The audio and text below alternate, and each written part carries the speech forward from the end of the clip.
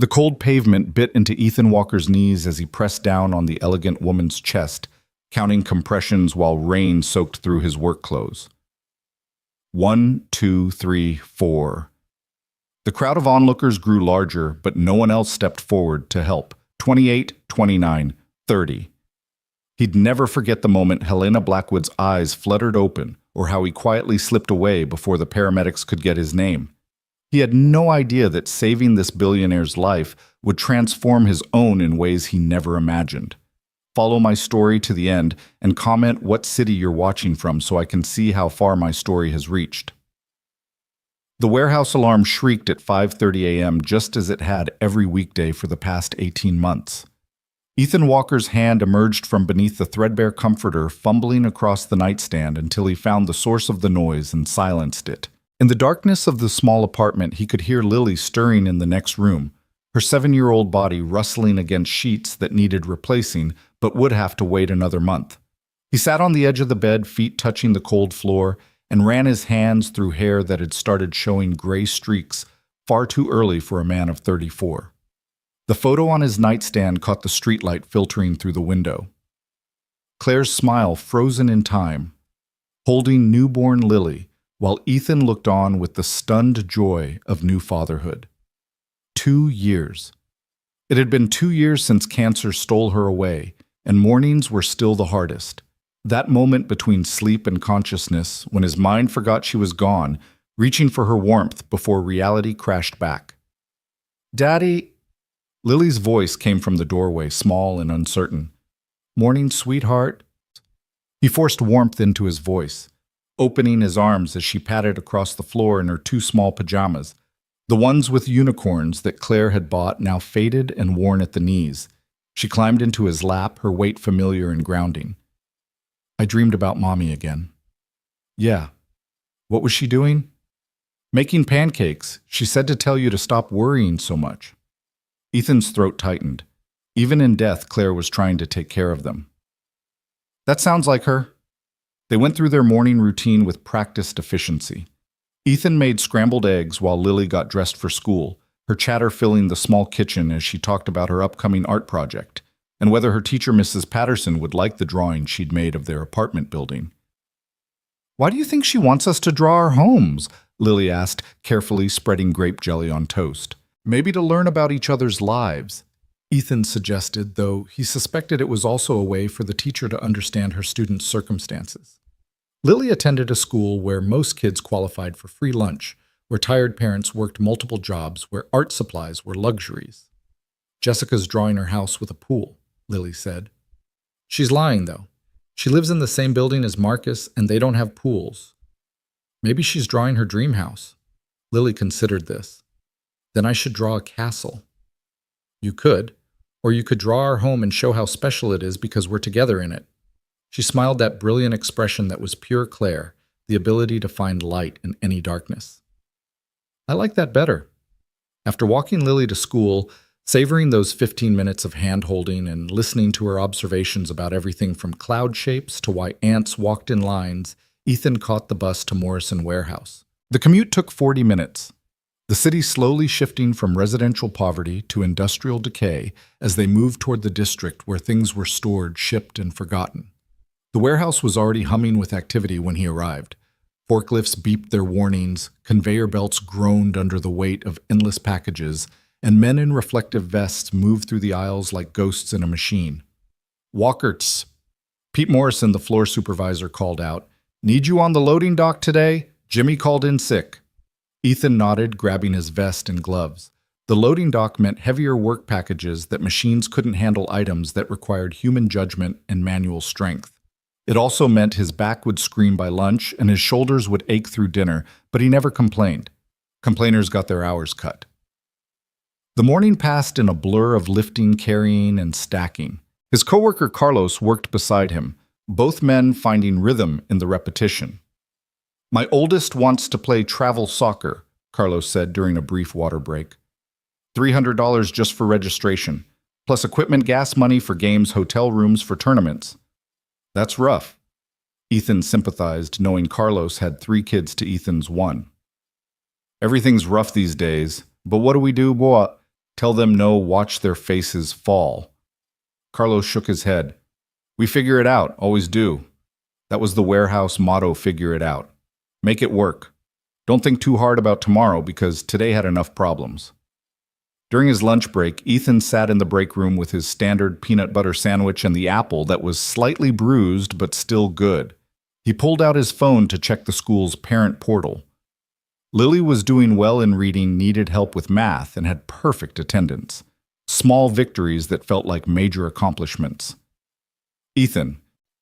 Joe Martinez settled beside him, the 60-year-old warehouse veteran who'd become something of a father figure. You look tired, son. Always look tired, Ethan replied with a weak smile. More than usual. You taking care of yourself. Taking care of Lily. That's what matters. Joe studied him with eyes that had seen too much life. Can't pour from an empty cup. Cup's not empty, just running low. Pete mentioned overtime available this weekend, Saturday and Sunday time and a half. Ethan's mind immediately went to the calculation 16 hours of overtime could cover Lily's new shoes and still leave enough for a slightly better grocery run. I'll take it. Course you will. Joe's voice held no judgment, only understanding. Just remember that little girl needs a father more than she needs things. She needs both, Ethan said quietly. And I'm all she's got for either. The afternoon shift felt longer, each hour stretching as his body protested the constant motion.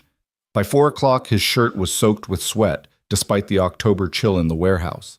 By 5, he was counting minutes. But 5:30 brought renewed energy because it meant picking up Lily from the after-school program at the community center. She ran to him the moment he appeared in the doorway, her backpack bouncing, face bright with stories to tell. Daddy, we learned about the heart today in science. Did you know it pumps blood everywhere in your body and never stops? Never stops, huh? He lifted her onto his shoulders, ignoring his screaming muscles. That's pretty amazing. Mrs. Patterson says it's the strongest muscle because it works all the time without getting tired. If only that were true for the rest of us, Ethan thought, but said, your teacher's really smart. Their evening routine was sacred homework at the kitchen table while he made dinner spaghetti again. But Lily never complained, dishes done together with Lily, drying what she could reach, then reading time on the couch where she curled against his side like a cat seeking warmth. Daddy, she said, as he closed the library book about a brave mouse, are we poor? The question hit like a physical blow. Why do you ask, sweetheart? Mia said only poor kids go to after-school program. She said kids with money have nannies. Ethan chose his words carefully. We have everything we need, a home, food, clothes, and each other. Some people have more money, some have less. But money doesn't measure how rich a family is. So we're rich in love. The richest, he confirmed, kissing her forehead. After Lily went to bed, Ethan sat at the kitchen table with his laptop, an ancient model that Claire had used for her online classes before she got sick. The bills were spread before him like accusers: rent, electricity, water. The minimum payment on the credit card he'd maxed out during Claire's treatment, the payment plan for her funeral expenses. He moved numbers around in a spreadsheet trying to make them work differently, but mathematics didn't care about hope. They were one emergency away from disaster: a broken car, a sick day without pay, a school field trip that Lily desperately wanted to attend. The computer screen blurred as exhaustion overtook him. He closed his eyes just for a moment and found himself talking to Claire's picture on the wall. I'm trying, baby. God, I'm trying so hard, but it feels like drowning in slow motion. Lily needs things, clothes that fit, shoes without holes, a birthday party with her friends. And I don't know how much longer I can keep this up. The photo, of course, didn't answer, but he could imagine Claire's voice, warm and certain. You're stronger than you think, Ethan Walker, and tomorrow's a new day. Tuesday came with unexpected rain, the kind of cold October downpour that reminded everyone winter was approaching. Ethan's morning had started badly. The hot water heater was acting up again, giving them barely lukewarm showers. Lily had been cranky about wearing her rain boots with the crack in the side, and he'd had to promise to try fixing them with duct tape that evening. Work had been especially brutal. A shipping error meant an entire truck needed to be unloaded and reorganized, and Pete had chosen Ethan's crew for the job. By the time his shift ended at 6, Every muscle screamed and his clothes were soaked through with sweat and rain from the loading dock work. The community center called just as he was boarding the bus. Lily had a slight fever and needed to be picked up early. Panic shot through him. He couldn't afford to miss work tomorrow if she was really sick, but he also couldn't send a sick child to school. He jogged the 6 blocks from the bus stop to the community center, rain pelting his face, work boots splashing through puddles. Lily was waiting in the director's office, looking small and pale. "My tummy hurts," she said in a tiny voice. "Let's get you home, baby." He carried her the 8 blocks to their apartment, her fevered head against his shoulder, rain soaking them both. She weighed so little, felt so fragile in his arms. These were the moments that terrified him most, when he faced the possibility of losing her too, of failing the one person who depended on him completely. Once home, he got her into dry pajamas and settled on the couch with children's Tylenol and ginger ale they kept for emergencies. Her fever was 100.2. Not dangerous, but enough to worry him. "Will you tell me a story?" she asked, curled against his side. "What kind of story?" "About Mommy. A happy one." So he told her about the day they'd met Claire, both of them reaching for the last discounted Halloween costume at Target. How Claire had laughed and suggested they share it, taking turns wearing the ridiculous dinosaur outfit to their respective parties. How that shared laugh had turned into coffee, then dinner, then a lifetime that ended too soon. Lily fell asleep during the story, her breathing evening out, fever already breaking thanks to the medicine. Ethan held her, carefully afraid to move and wake her, watching the rain streak down their windows. The news played quietly on their old television stories of corporate mergers and stock prices that might as well have been foreign languages. A commercial promised financial freedom through investments, and Ethan almost laughed. Financial freedom required having finances to begin with. By 8 o'clock, Lily was sleeping soundly in her bed, fever gone, and Ethan faced the kitchen table battlefield of bills again. The overtime this weekend would help, but it meant missing Lily's Saturday morning art class at the community center, one of the few free programs that brought her pure joy. He was so lost in calculations that he almost didn't notice when the news switched to tomorrow's weather forecast. More rain temperatures dropping, winter arriving early. He'd need to find Lily's winter coat in storage, make sure it still fit. Probably didn't. Another expense to figure out. Wednesday arrived with the promised continued rain. Lily's fever had broken completely, and she insisted she felt fine enough for school. Ethan made her favorite breakfast cinnamon toast and packed an extra snack in her lunch in case she got hungry. "Be good for Mrs. Patterson," he said, kissing her forehead at the school entrance. "Always am," she replied with Claire's mischievous grin. The warehouse felt like a tomb in the gray morning light. Everyone moved slower on rainy days, the dampness seeping into bones and joints already abused by years of physical labor. Ethan threw himself into the work, using physical exhaustion to quiet mental anxiety. "You okay, man?" Carlos asked during their break. "You seem off." Lily was sick last night. Fever. Ah, man. Those are the worst nights. Kids spike a fever and you think the world's ending. Every time, Ethan admitted. Can't help thinking, what if it's something serious? What if I miss the signs? Carlos clasped his shoulder. Brother, we all live with that fear. Single parents especially, but kids are tougher than we think, and you're a good dad. Best I know, actually. The words helped, but the weight remained. Every decision felt momentous when you were the only adult in a child's life. No one to share the worry, debate the choices, or reassure you that you were doing okay. The afternoon dragged endlessly. Pete asked him to train a new employee, a kid, barely out of high school, who complained about the work within an hour. Ethan bit back sharp words, remembering being young and thinking manual labor was beneath him. Life had a way of adjusting those perspectives. By 5 o'clock, his patience was threadbare and his body was running on fumes. The rain had turned into a proper storm, and he didn't have an umbrella. The bus was late, packed with damp, frustrated commuters. Someone's wet umbrella dripped on his boots for 20 minutes. He finally made it to the community center at 6:15, 15 minutes late.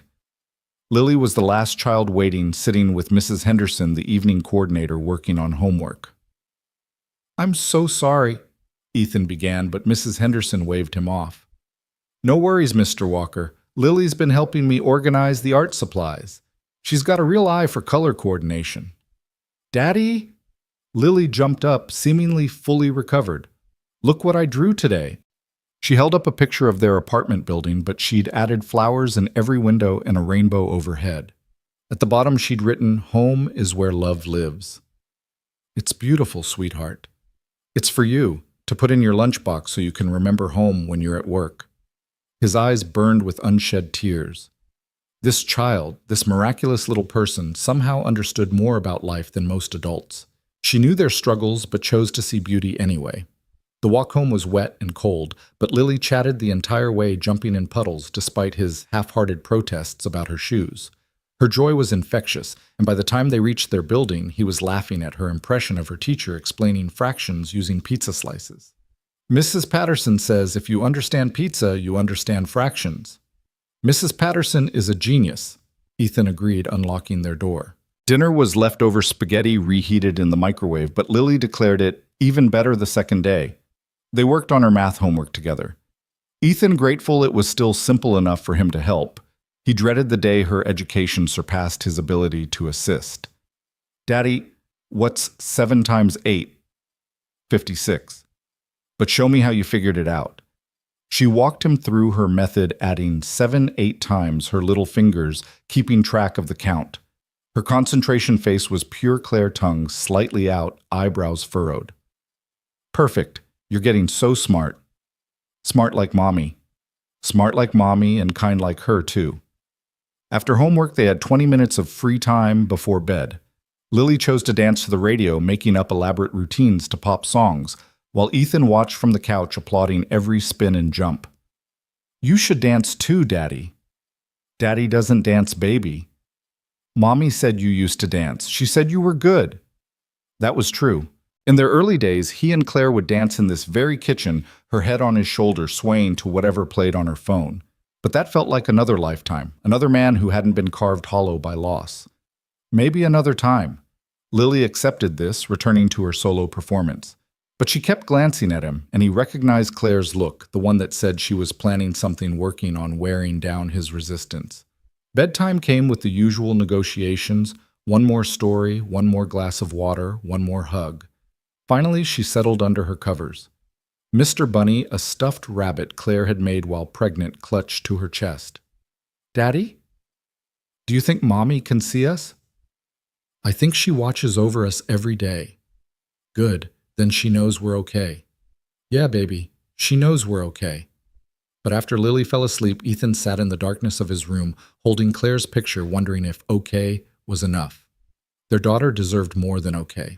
She deserved opportunities, experiences, the chance to pursue dreams beyond their small apartment. He thought about the overtime this weekend. 16 hours of extra work meant missing Lily's art class, but it also meant he could buy her the winter coat she needed, maybe even new boots without cracks. Every choice felt like a sacrifice, trading time for money presents for provision. Outside, the rain continued its assault on the city. Somewhere out there, people were living different lives, ones where choosing between time with your child and earning enough to feed them wasn't a daily calculation. But this was his reality, and he'd face it the same way he faced every day, one foot in front of the other, one moment at a time. Thursday morning, the rain had turned into a steady drizzle. Ethan woke to find Lily already dressed, trying to make breakfast on her own. She'd managed to pour cereal, but had spilled milk across the counter in the process. I wanted to help, she said, looking guilty. You did help. Look, you got the bowls out and everything. We'll clean this up together. They wiped down the counter, Lily chattering about the class pet, a hamster named Professor Whiskers, and how it was almost her turn to take him home for a weekend. Can we take him, Daddy? Please, I promise I'll take care of him. Ethan thought about the pet deposit their building required, the cost of food and bedding, the possibility of the hamster escaping in their small space. But he also thought about the light in Lily's eyes. We'll see when it's your turn. Maybe we can work something out. Her squeal of delight was worth whatever hassle a hamster might bring. Work that day was particularly mindless inventory counting in the vast warehouse aisles. It gave him too much time to think, to worry, to calculate bills in his head. Joe found him during lunch, sitting alone as usual. Heard you're taking the weekend overtime. News travels fast. Pete asked me first, turned it down. Joe unwrapped his sandwich slowly. Marie's been on me about spending more time with the grandkids. Says money's not everything. Easy to say when you've got two incomes and a paid-off house. Fair point. Joe was quiet for a moment. You know, when my kids were young, I worked every hour God sent. Missed birthdays, ball games, school plays. Thought I was being a good provider. Now my oldest barely calls and my youngest says she doesn't really know me.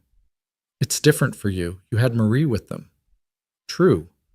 But Ethan, that little girl of yours, won't remember the toys you couldn't buy. She'll remember if you were there. The words haunted Ethan through the afternoon shift. Was he making the right choice?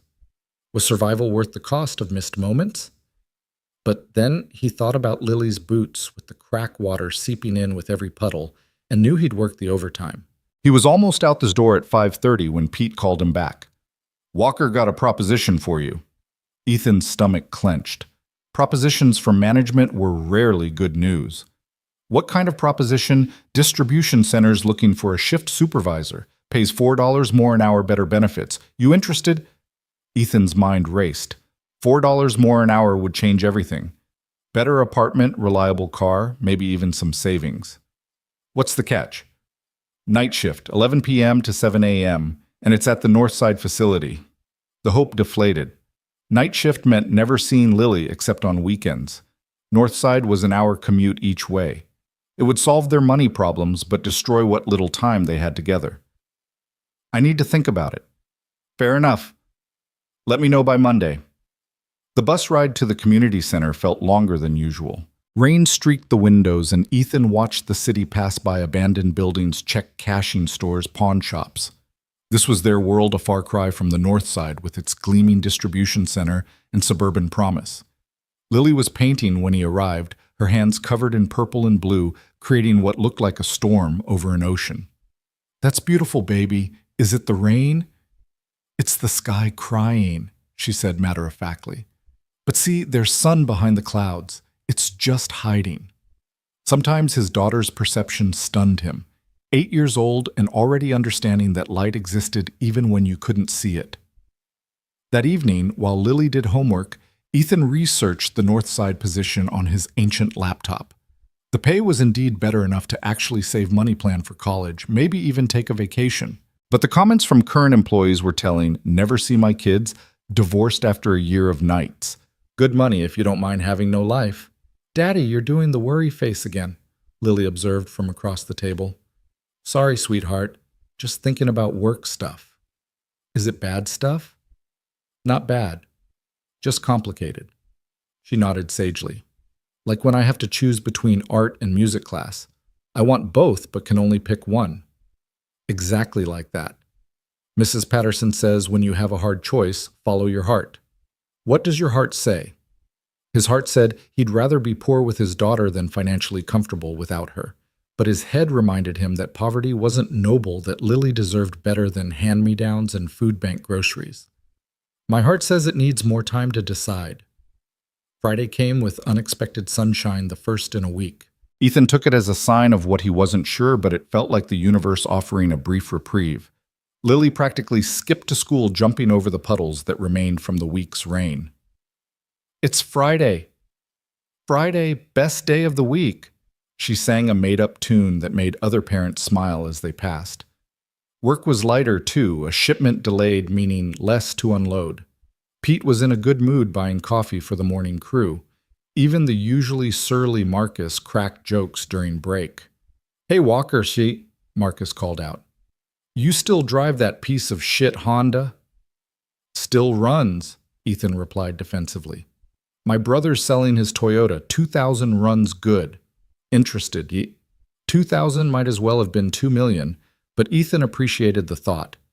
Maybe after Christmas. It'll probably be gone, but I'll keep an ear out for others. These small kindnesses between struggling people meant everything. They looked out for each other in ways that didn't make the news, but made life bearable. That afternoon, fate intervened in the form of an early release. A power issue in part of the warehouse meant sending the afternoon shift home at 3 with full pay. Ethan couldn't remember the last time something unexpectedly good had happened. He decided to surprise Lily, picking her up from school instead of letting her go to after-school program. The joy on her face when she saw him waiting was worth 1,000 overtime hours. "Daddy, why are you here?" "Got off early, thought we could do something special." "Like what?" "What would you like to do?" She thought seriously. "Can we go to the park? The one with the good swings." The park was free, the weather was perfect, and Ethan had nowhere else to be. "Let's go." They spent 2 hours at the park, Ethan pushing Lily on the swings until his arms ached, then sitting together on a bench eating ice cream from the truck that played its tinny melody through the neighborhood. It cost $5 he shouldn't have spent, but Lily's chocolate-covered smile was worth it. "This is the best day," she declared, ice cream dripping on her school uniform. "Why's that?" "Because you're here and it's sunny and I have ice cream and we're together. That's all it takes for a best day." "That's everything, Daddy."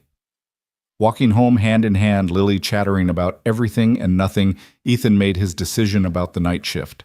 Money mattered, but moments mattered more. They'd figure out the finances somehow. They always did.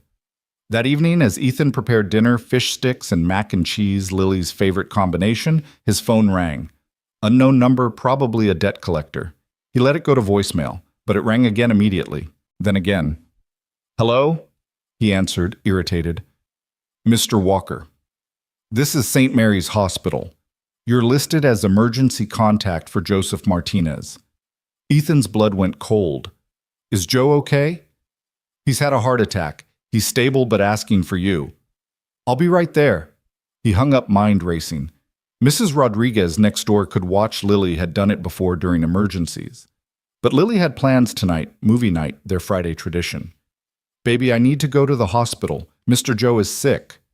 Lily's face fell, then immediately shifted to concern. "Is he going to be okay?" "I hope so. Mrs. Rodriguez will come over. I want to come with you." "Hospitals aren't fun places for kids."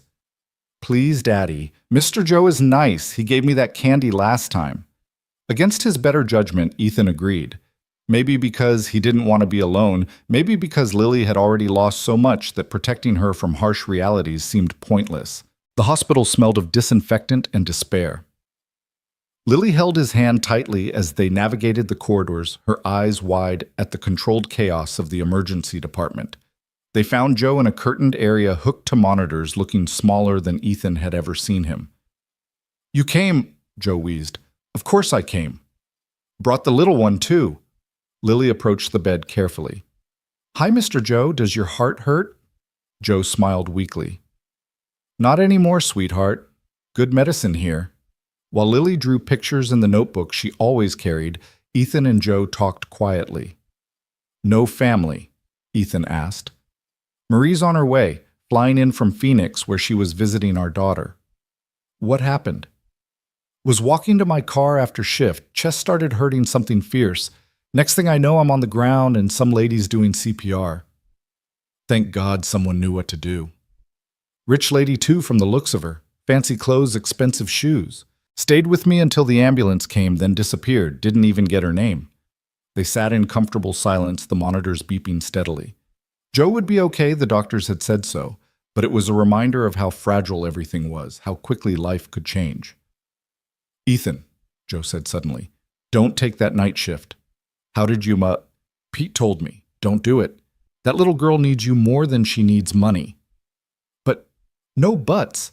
I worked nights for 5 years when my kids were young. Know what it got me? Money in the bank and children who called me by my first name because I was a stranger." Before Ethan could respond, a commotion in the hallway drew their attention. Through the gap in the curtain, he could see EMTs wheeling someone in voices urgent and professional. 42-year-old female cardiac arrest down approximately 2 minutes, bystander CPR initiated. The glimpse he caught was of an elegantly dressed woman unconscious being rushed past. Something about the scene nagged at him, but Joe was talking again, and the moment passed. They stayed another hour until Marie arrived, a whirlwind of concern and efficiency. She hugged Ethan, thanked him for coming, and immediately began reorganizing Joe's space with the confidence of someone who'd been married 40 years. "You go home," she told Ethan. "That little one needs dinner and bed."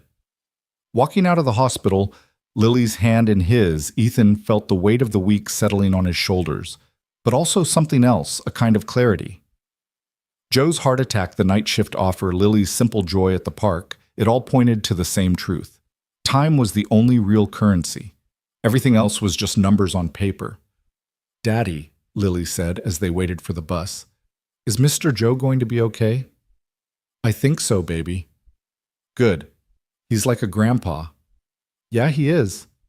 We should make him a card with hearts on it because his heart needs to know we love him." "That's a perfect idea." The bus arrived nearly empty at this hour. They found seats in the back, Lily curled against his side, exhausted from the long day and hospital visit. Outside, the city lights blurred past, and Ethan thought about the woman they'd brought in, hoping she had someone to sit by her bedside, someone to care whether she lived or died. Saturday morning came too early. The alarm set for overtime that suddenly felt less critical after yesterday's hospital visit. But Ethan dragged himself up, left a note for Lily with Mrs. Rodriguez's number, and headed to work. The warehouse was different on weekends. Skeleton crew relaxed pace radios playing louder than Pete would normally allow. Ethan threw himself into the physical work, using it to avoid thinking about Joe in his hospital bed or the night shift offer still waiting for an answer. During break, he called the hospital. Joe was doing better, might go home Monday. The relief was physical, loosening a knot in his chest he hadn't realized was there. "Walker," someone called from across the break room. "You hear about that thing downtown yesterday?" "What thing?" "Some rich lady had a heart attack right on Fifth Avenue, middle of rush hour. Some guy saved her life, did CPR until the ambulance came." "Good for him," Ethan said, not really interested. "Get this, though, turns out she's Helena Blackwood. You know Blackwood Industries worth like $1 billion. Bet that guy's getting a hell of a reward." The name meant nothing to Ethan. Rich people lived in a different universe, one that occasionally intersected with his world, but never in meaningful ways. He went back to work, forgetting the conversation within minutes. The overtime shift felt endless. His body, already exhausted from the week, protested every movement. But he thought about Lily's winter coat, new boots, maybe even something special for Christmas, and pushed through. By the time he got home at 8 that evening, Lily had spent the day with Mrs. Rodriguez baking cookies and watching cartoons. She ran to him, flowers still in her hair, chattering about her day. "We made snickerdoodles and sugar cookies, and Mrs. Rodriguez taught me Spanish words." "That's wonderful, baby. Did you save me any cookies?" "Of course, the best ones." They spent the evening on the couch, eating cookies and watching a movie Lily had seen 12 times but still loved. She fell asleep against his shoulder halfway through, and Ethan carried her to bed, marveling at how she was getting heavier, growing despite their circumstances. In her room, he noticed new drawings on her wall, their family, but now with 3 figures instead of 2. The third was labeled "Mommy as an Angel," complete with wings and a halo. "She watches us," Lily had written at the bottom, "and keeps us safe." Sunday meant church for most of their neighbors, but for Ethan and Lily, it meant laundry day.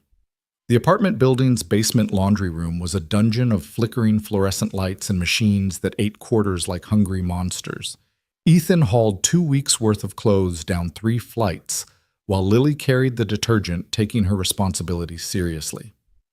"Mrs. Chen is here," Lily whispered, spotting their elderly neighbor sorting whites from colors with mechanical precision. Mrs. Chen had lived in the building for 30 years, raised 4 children in a 2-bedroom apartment, and now lived alone, her children scattered across the country chasing better lives. "Morning, Mrs. Chen," Ethan said, setting down his baskets. She looked up, eyes sharp behind thick glasses. "That child needs warmer clothes. Winter's coming early this year." "We're working on it." Mrs. Chen made a dismissive sound, the universal expression of older women who'd heard too many excuses from struggling parents. She reached into her basket and pulled out a thick purple sweater, handmade from the look of it. "My granddaughter outgrew this. Lily's size now." Before Ethan could protest, she'd pressed it into Lily's hands. The girl's eyes went wide, fingers touching the soft wool reverently. "It's beautiful," Lily breathed. "Purple's my favorite." "I know," Mrs. Chen said, simply returning to her laundry. These acts of kindness between poor people always humbled Ethan. Mrs. Chen lived on Social Security, counted every penny. Yet here she was making sure Lily stayed warm.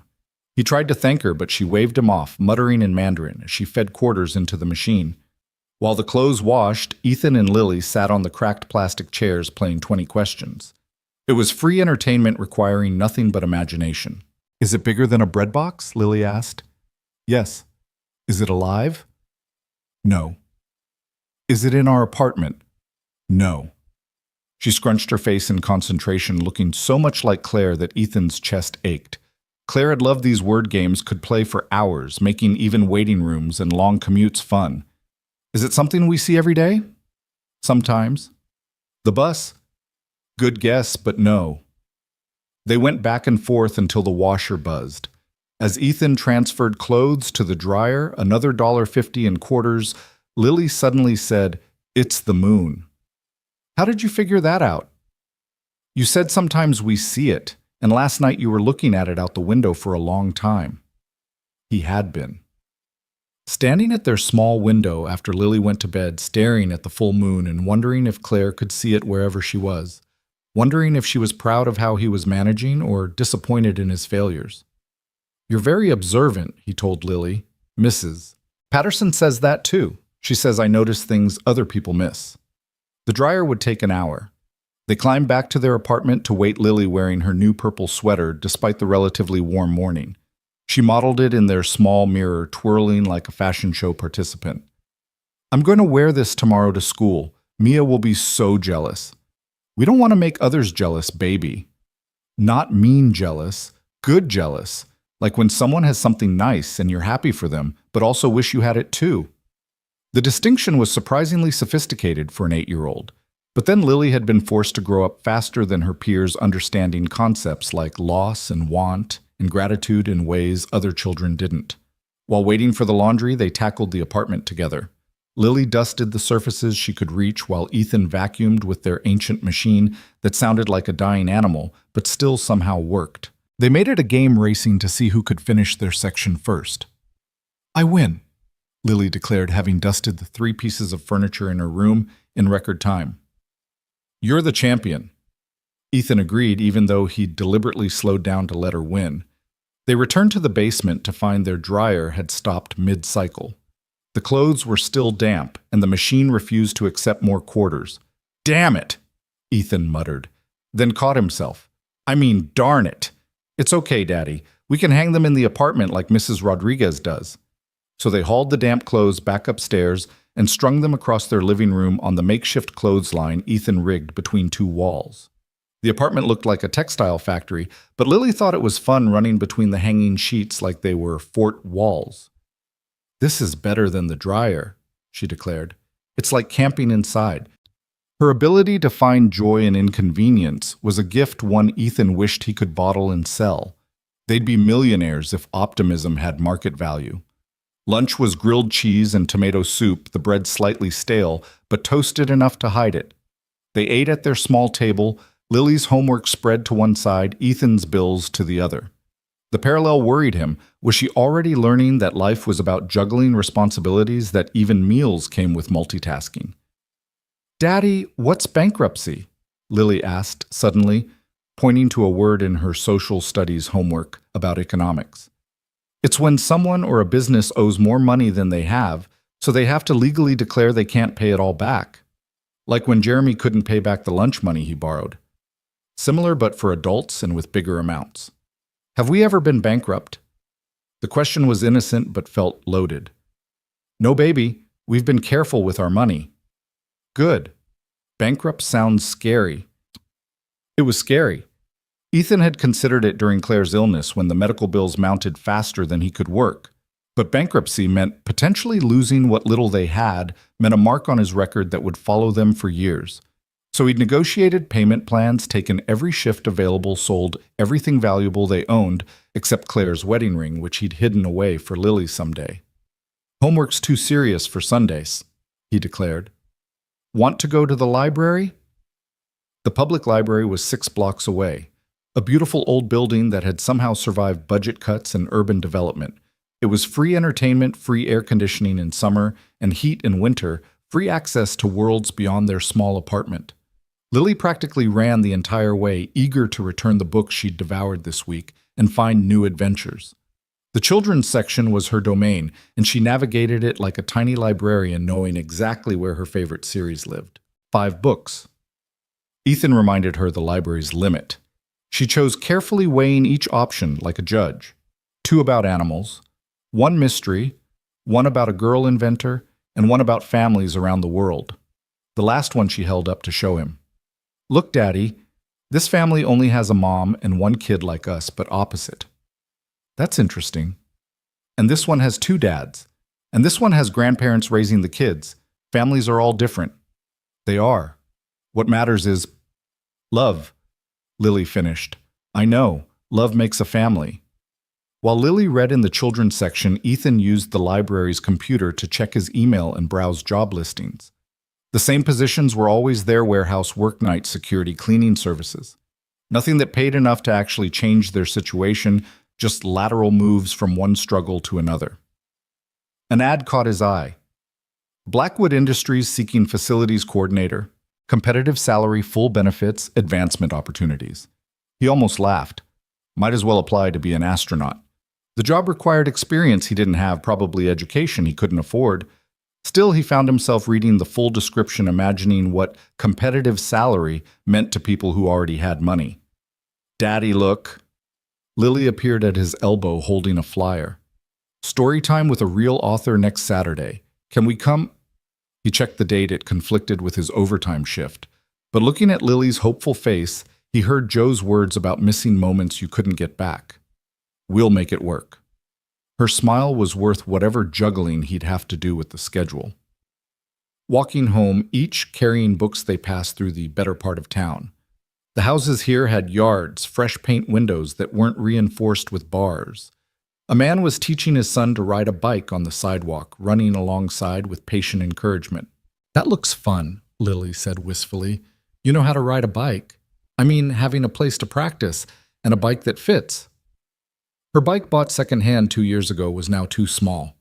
Her knees hit the handlebars when she pedaled. Another thing for the list of needs he couldn't meet.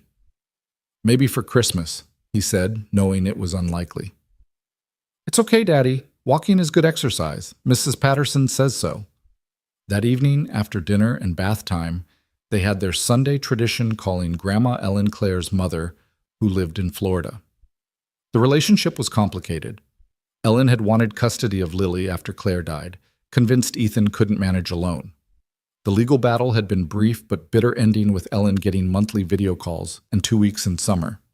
Hi, Mom, Lily said brightly to the tablet screen, Ethan's one technological splurge that allowed these calls. Hello, sweetheart. You look taller. Ethan, are you feeding her enough?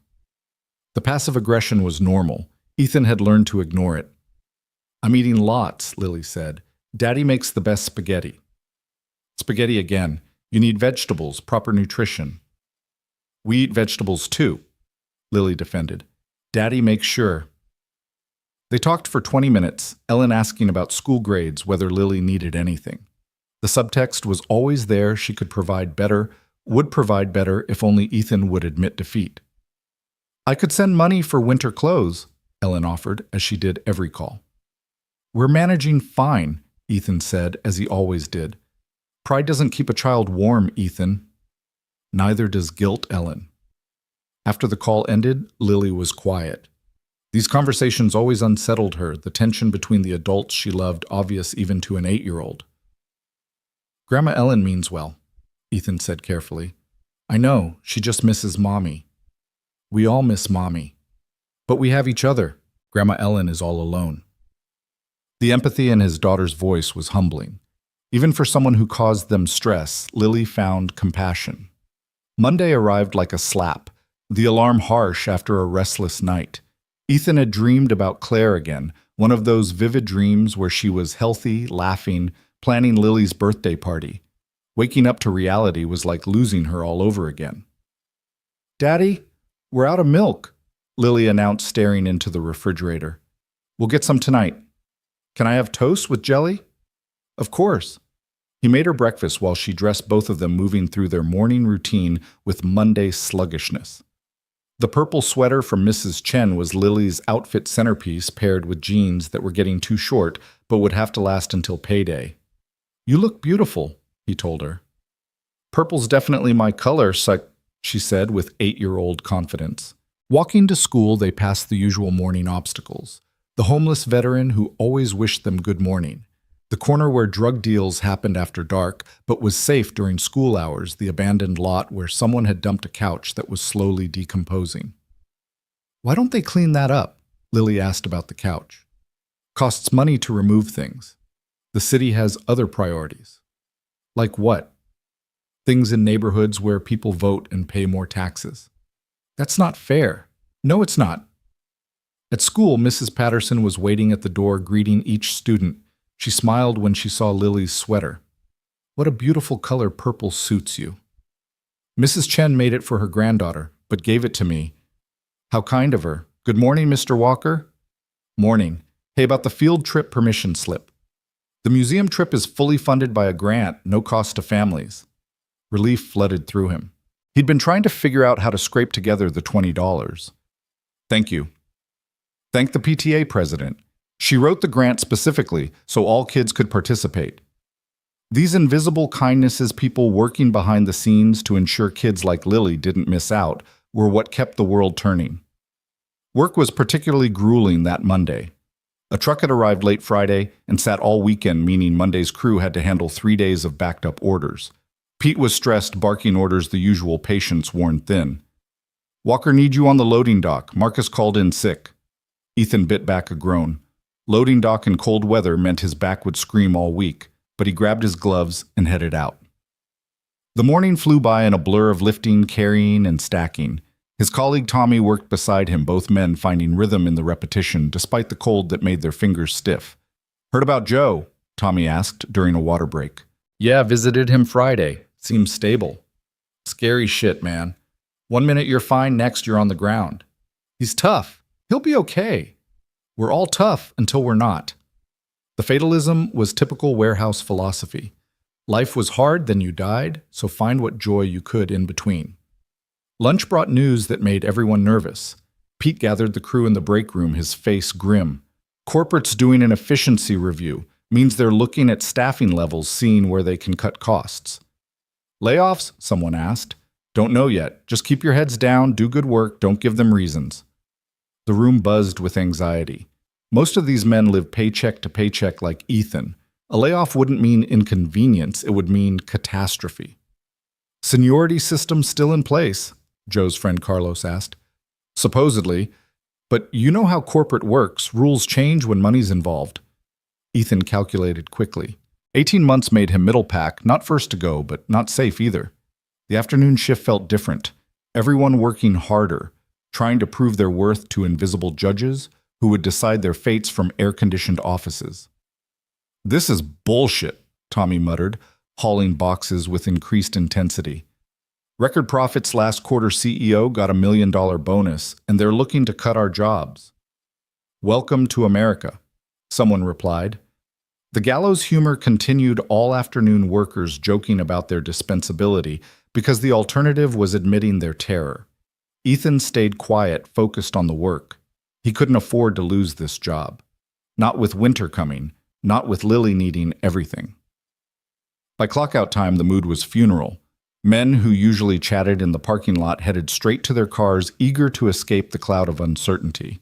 Ethan caught the bus standing room, only surrounded by other tired faces, heading home from their own struggles. The community center called as he walked from the bus stop.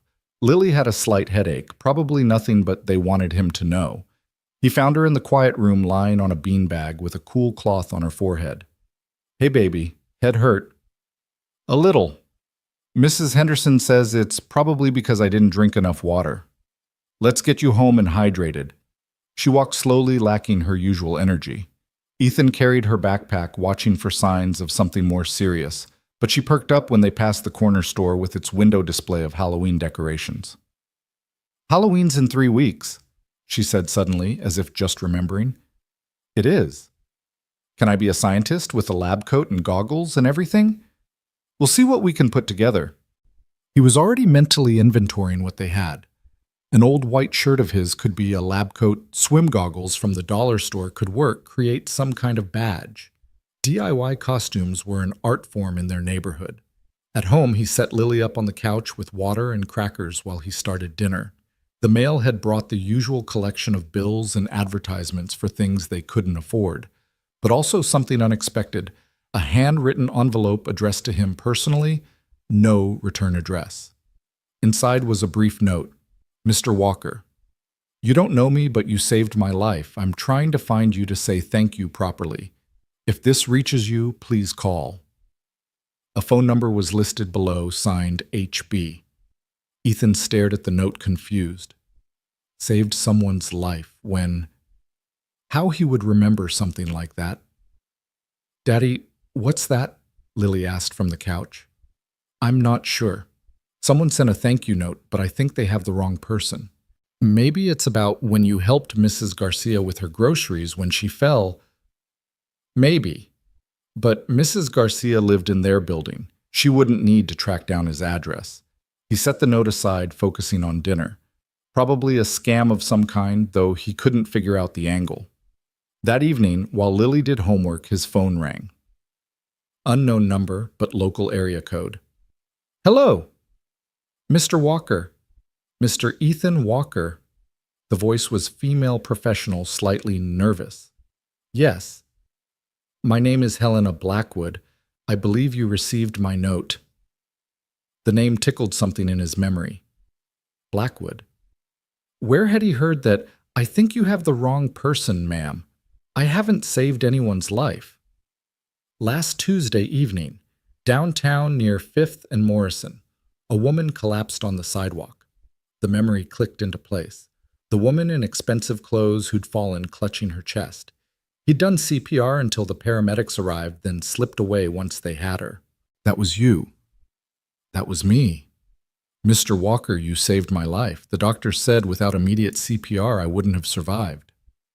I just did what anyone would do. But everyone didn't. People walked past. You stopped. There was emotion in her voice now, breaking through the professional composure. I'm glad you're okay, Ethan said, uncomfortable with the gratitude. Really, you don't need to thank me. I do need to. Mr. Walker, could we meet just for coffee or lunch? I want to thank you properly. That's really not necessary. Please, it's important to me. He thought about the efficiency review at work, Lily needing winter clothes, the perpetual struggle to stay afloat. He didn't have time for coffee with strangers, even grateful ones. I work during the week, and weekends are for my daughter. Your daughter? How old? 8. Bring her. Saturday lunch. I know a place with excellent mac and cheese. Lily, who'd been pretending not to eavesdrop, perked up at the mention of mac and cheese. I really can't... Mr. Walker, Ethan, you gave me my life back. The least you can do is let me buy you lunch. The combination of persistence and genuine emotion wore him down. Plus, Lily was now making hopeful faces at him. Okay, Saturday lunch, but somewhere casual, we don't do fancy. Perfect. Can I text you the details? After he hung up, Lily pounced. Who was that? Where are we going? Is the mac and cheese really excellent? Someone I helped wants to say thank you, and we'll see about the mac and cheese. He Googled Helena Blackwood that night after Lily went to bed. The results made him sit back stunned. CEO of Blackwood Industries' net worth in the billions, regular on Forbes, lists philanthropist art collector. The images showed an elegant woman in her 50s, always perfectly composed, photographed at galas and board meetings. This was who he'd saved. This was who wanted to buy them lunch. The week suddenly felt surreal. He'd performed CPR on one of the richest women in America and had no idea. She'd been just another person in distress, someone who needed help. The expensive clothes should have been a clue, but in the moment, all he'd seen was a human being dying on a sidewalk. He thought about canceling the lunch. What would they possibly have to talk about? Their lives were so different they might as well be different species. But Lily had already planned her outfit, the purple sweater, of course, and talked about it nonstop. Tuesday brought more efficiency, review anxiety at work. Supervisors with clipboards timing tasks, watching everything, making notes. The warehouse felt like a prison under surveillance. "They're definitely cutting people," Tommy said during break. "Question is how many?" 20% is the rumor, Dutch, Carlos added. 1 in 5 of us gone by Christmas. Ethan did the math. With 40 workers on their shift, that meant 8 jobs lost, 8 families thrown into chaos. The thought made him physically sick. "Walker," Pete called. "Office, now!" The walk to Pete's office felt like heading to execution. Was he being cut already? Had they decided he was expendable? "Sit," Pete said, closing the door. "If this is about the efficiency review." "It's not. Well, not directly." Pete sat heavily behind his desk. "I'm going to be straight with you. You're on the bubble. Not first to go, but not safe either." "Pete, let me finish. You're a good worker, reliable, never complain, help others, but you don't stand out. No special skills, no certifications, nothing that makes you irreplaceable. What do you want me to do?" "Forklift certification. Company pays for the training, and certified operators are harder to replace. Class starts Monday nights, runs 6 weeks. Monday nights meant less time with Lily, more exhaustion, more juggling. But it also meant job security, maybe even a small raise. I'll do it." "Good man. I'll get you enrolled." Walking back to his station, Ethan felt the weight of another obligation settling on his shoulders. 6 weeks of classes after 8-hour shifts, getting home after Lily's bedtime, weekend homework. But what choice did he have? That evening, he broke the news to Lily over dinner. "It's only 6 weeks," he explained, "and it means my job will be safer. Will Mrs. Rodriguez watch me on Monday nights?" "Yes." She was quiet, processing. "Will you still help with homework?" "Every other night and weekends." "Okay, if it keeps you from getting fired, it's important." The matter-of-fact acceptance broke his heart. 8 years old and already understanding job insecurity, already making sacrifices for economic survival. "I'm not getting fired, baby. This is just insurance. Like health insurance. Kind of. Job insurance. We need all the insurance we can get," she said, sounding like a tiny adult. Wednesday was early release day at school, so Ethan arranged to leave work early, taking the pay hit to spend the afternoon with Lily. They went to the park, despite the chilly weather, Lily determined to master the monkey bars she'd been struggling with. "You can do it," Ethan encouraged, standing ready to catch her if she fell. She made it halfway before her hands gave out, dropping safely to the rubberized surface below.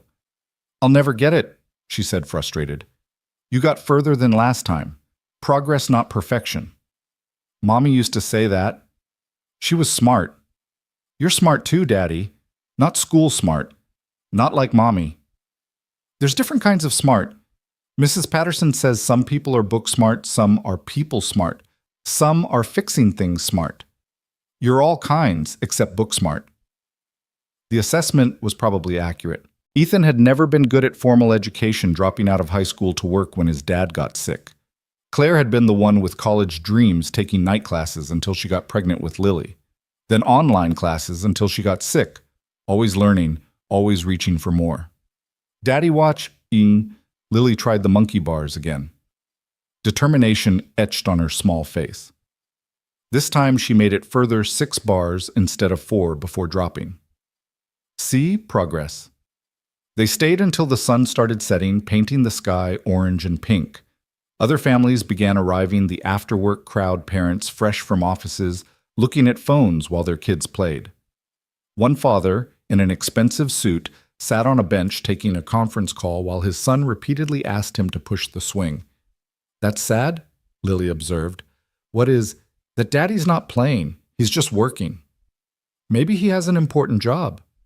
More important than his kid." The question hung in the air. Ethan thought about his own father, always working, always tired, dying at 55 without ever taking a vacation.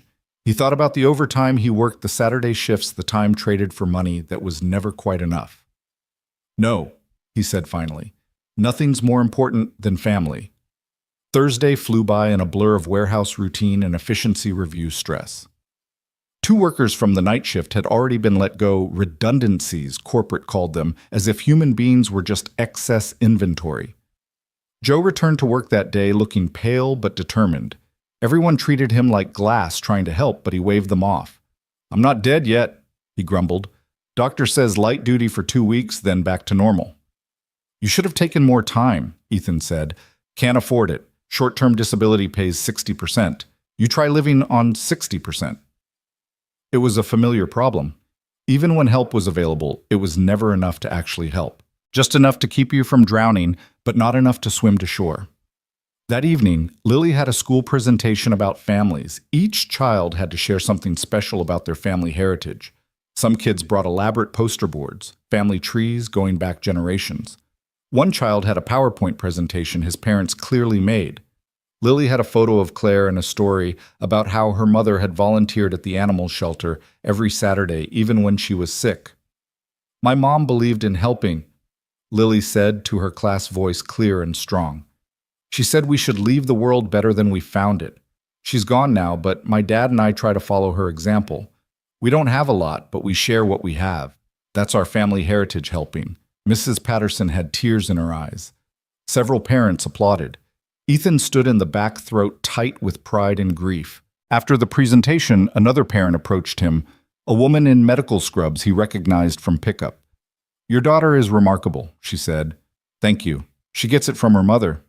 And her father. I see you here every day, never missing anything important. That matters more than you know. The praise felt unearned. He missed plenty, couldn't volunteer for field trips, couldn't host playdates in their cramped apartment, couldn't provide the enrichment activities other kids had. But he was present. Maybe that counted for something. Friday morning brought news that 3 more warehouse workers would be let go next week. The anxiety was palpable. Men working in grim silence, afraid talking would mark them as expendable.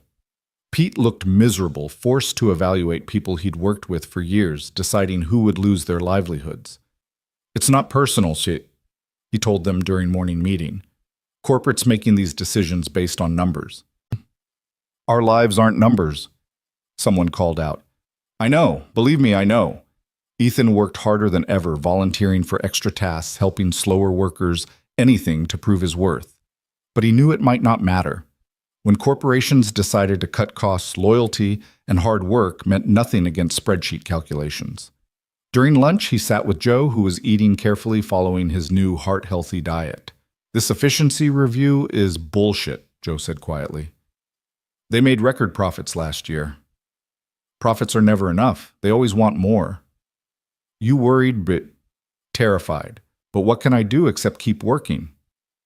That's all any of us can do. Joe paused. That night shift position still open. Don't know. Why? Might be worth considering. If they're cutting day shift but still hiring nights, that tells you something. It tells me I'd never see Lily. Better than not being able to feed her. The harsh truth sat between them. Sometimes parenting meant choosing between bad options, picking the one that hurt least. That afternoon, Pete pulled Ethan aside again. Forklift class starts Monday, 6 to 9 p.m. Here's the schedule. Ethan looked at the paper. 6 weeks, twice weekly sessions, Monday and Wednesday, certification test at the end. Actually, there's a problem. Can only fund 1 student from our shift. It's between you and Tommy. Tommy's got seniority. Tommy's also got 2 DUIs on his record. Can't operate machinery with that history. You're clean. So I'm in. You're in. Don't waste this chance. Friday evening was movie night, their tradition of microwave popcorn and whatever DVD they could borrow from the library. Tonight was an old Disney film one Claire had loved. Lily curled against his side, occasionally feeding him popcorn, completely absorbed in the story. Daddy, she said during a quiet moment, are you worried about something? What makes you think that you keep sighing and your shoulders are all tight? He consciously relaxed, amazed at her perception. Just work stuff, nothing for you to worry about. If you lose your job, will we be okay?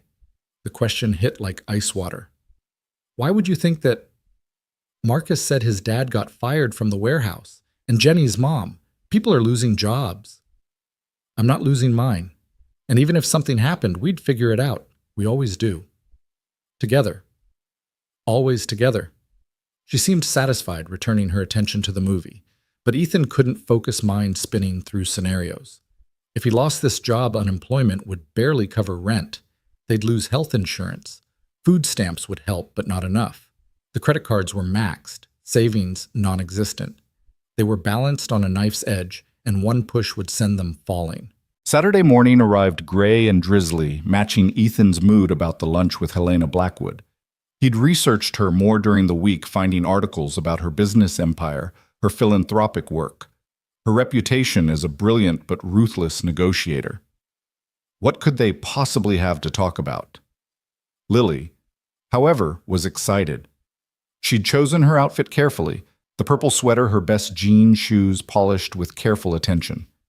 "Do I look okay?" she asked, spinning for inspection. "You look perfect. Not too casual. She's really rich, right? We're not trying to impress her baby, just having lunch. But I want to make a good impression. You saved her life. She should know you have a good daughter. She'll know that the minute she meets you." The restaurant Helena had chosen sat between two worlds, not fancy enough to require reservations months in advance, but far nicer than anywhere Ethan would normally take Lily. It was called The Garden Table, with large windows overlooking a small courtyard and a menu posted outside that didn't show prices, always a bad sign for people who needed to count every dollar. "It's pretty," Lily said, pressing her nose against the window. "Yeah, it is. Are you nervous, Daddy?" "A little." "Don't be. You saved her life. She should be nervous to meet you." The child's logic was flawless, but didn't account for the gulf between their worlds. Ethan straightened his only good shirt, the one he'd worn to Claire's funeral and job interviews, and opened the door. The hostess smiled warmly. "Mr. Walker, Ms. Blackwood is already here. Right this way." They were led through the restaurant to a corner table where Helena Blackwood sat studying her phone. She looked up as they approached, and Ethan was struck by how different she appeared from that night on the sidewalk. Healthy color in her cheeks, designer clothes that probably cost more than his monthly rent, an aura of controlled power. But when she saw them, her entire demeanor shifted. She stood quickly, almost knocking over her water glass, and for a moment looked as nervous as Ethan felt. "Mr. Walker." "Ethan, thank you so much for coming. This is my daughter Lily." Helena's attention turned to the child, and her smile became genuine rather than professional. "Hello, Lily. Your father told me you're 8 and 3/4, Lily corrected. "Are you the lady whose heart stopped?" "Lily." Ethan started, but Helena laughed. "I am indeed. Your father made it start again." "He's good at fixing things," Lily said matter-of-factly, sliding into the booth. They sat the contrast between them, stark Helena in her designer outfit, Ethan in his funeral shirt, Lily in her borrowed sweater. The waiter appeared immediately, which never happened in restaurants Ethan frequented. "Can I bring you something to drink?" "What would you like, Lily?" Helena asked. "Chocolate milk." Lily looked at Ethan for permission. "That's fine." "Coffee for me," Ethan said, then caught the prices on the drink menu. $8 for coffee. He tried not to visibly react. "I'll have the same," Helena said. "And could we get an appetizer, the cheese plate?" After the waiter left, an awkward silence settled. Helena seemed to be struggling for words, this woman who probably commanded boardrooms and negotiated million-dollar deals tongue-tied in front of a warehouse worker and his daughter. "I researched you," she finally said. "I hope that's not too invasive. I needed to know who saved me." "Not much to find," Ethan said. "I found enough. Single father warehouse worker wife passed 2 years ago. I'm sorry for your loss." "Thank you." Lily, unburdened by adult awkwardness, piped up. "Daddy doesn't like talking about Mommy with strangers. It makes him sad." "Lily." "It's okay, Helena said. "I understand. I lost my husband 15 years ago. The sadness never fully goes away, does it?" "No," Ethan admitted. "It doesn't." The drinks arrived with the cheese plate, an artistic arrangement that looked too pretty to eat. Lily's eyes went wide. "This is fancy cheese," she whispered. "Try some," Helena encouraged. "The one with herbs is particularly good." They ate, Lily chattering about school, her art project, the hamster she hoped to pet sit. Helena listened with apparent genuine interest, asking follow-up questions, laughing at Lily's jokes. Slowly, Ethan felt himself relaxing. "What do you do?" Lily asked Helena. Daddy says you're important. I run a company. We make parts for other companies, boring stuff, really. Daddy works at a warehouse. Is that like your company? Different kind of work, but equally important. Nothing would get where it needs to go without people like your father. The main courses arrived mac and cheese for Lily, elevated with truffle oil, and 3 cheeses a burger for Ethan Wagyu beef, though he didn't know what that meant, and a salad for Helena that looked like art. This is the best mac and cheese ever, Lily declared after one bite. I'm glad. They make it special here. As they ate, Helena kept stealing glances at Ethan, something unreadable in her expression. Can I ask you something? She finally said. Sure. Why did you leave that night before anyone could get your name? Ethan set down his burger, considering. I needed to get home to Lily, and I don't know, it felt like staying would make it about me somehow. It wasn't about me. Most people would have stayed, waited for thanks, maybe a reward. I'm not most people. No, Helena said softly. You're not. Lily, who'd been focused on her mac and cheese, suddenly said, Daddy always helps people.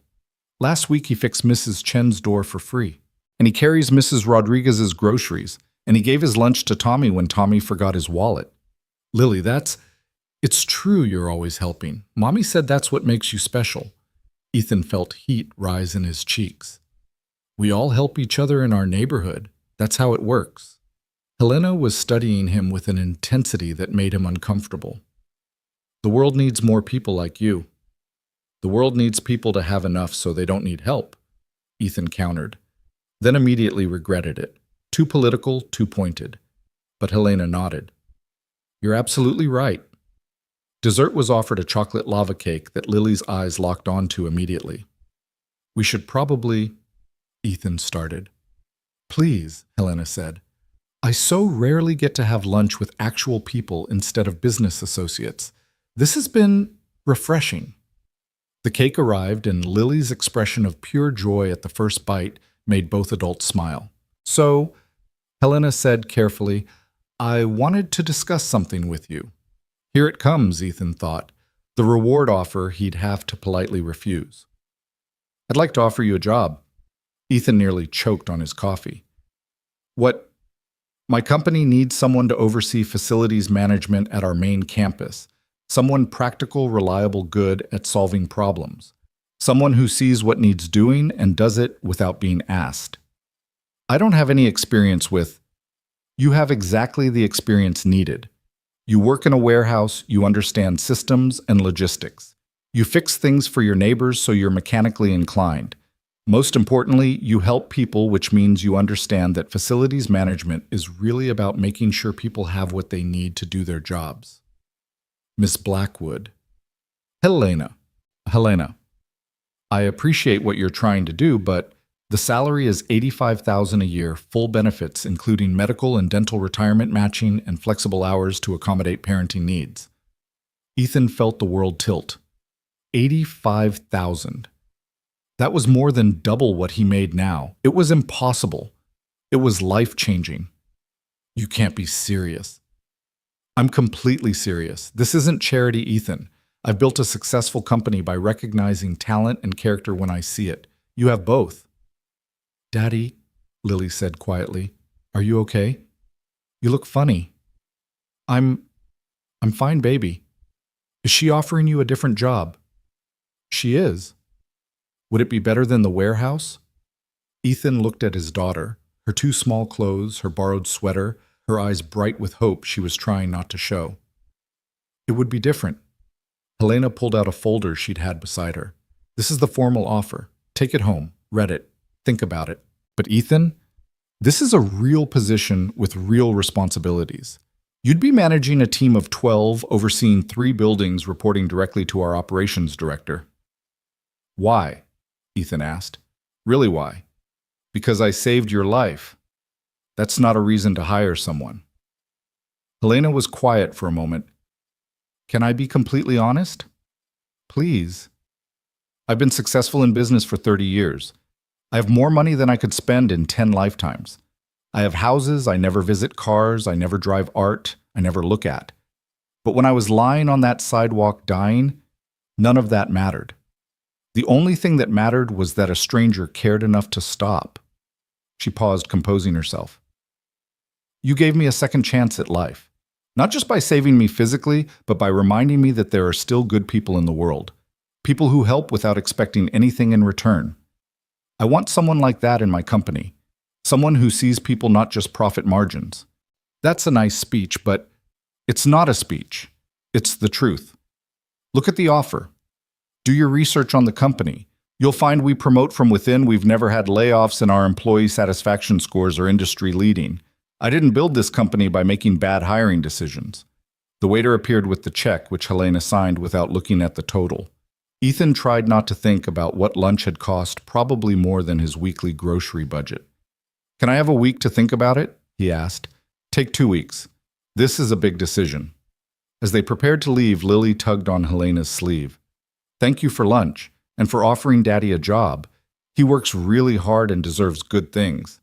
Helena knelt down to Lily's level. Your daddy is a special person, and so are you. I can see where you get your kindness. Outside the restaurant, Helena's driver was waiting with a black car that looked like it cost more than most people's houses. Can we give you a ride home? We'll walk. It's not far. Ethan lied. It was 40 minutes, but he needed to think. Thank you for coming today, both of you. She got in the car and was gone, leaving Ethan and Lily standing on the sidewalk in their shabby clothes, holding a job offer that could change everything. Daddy, Lily said, taking his hand. She seems nice. She does. Are you going to take the job? I don't know, baby. It's complicated.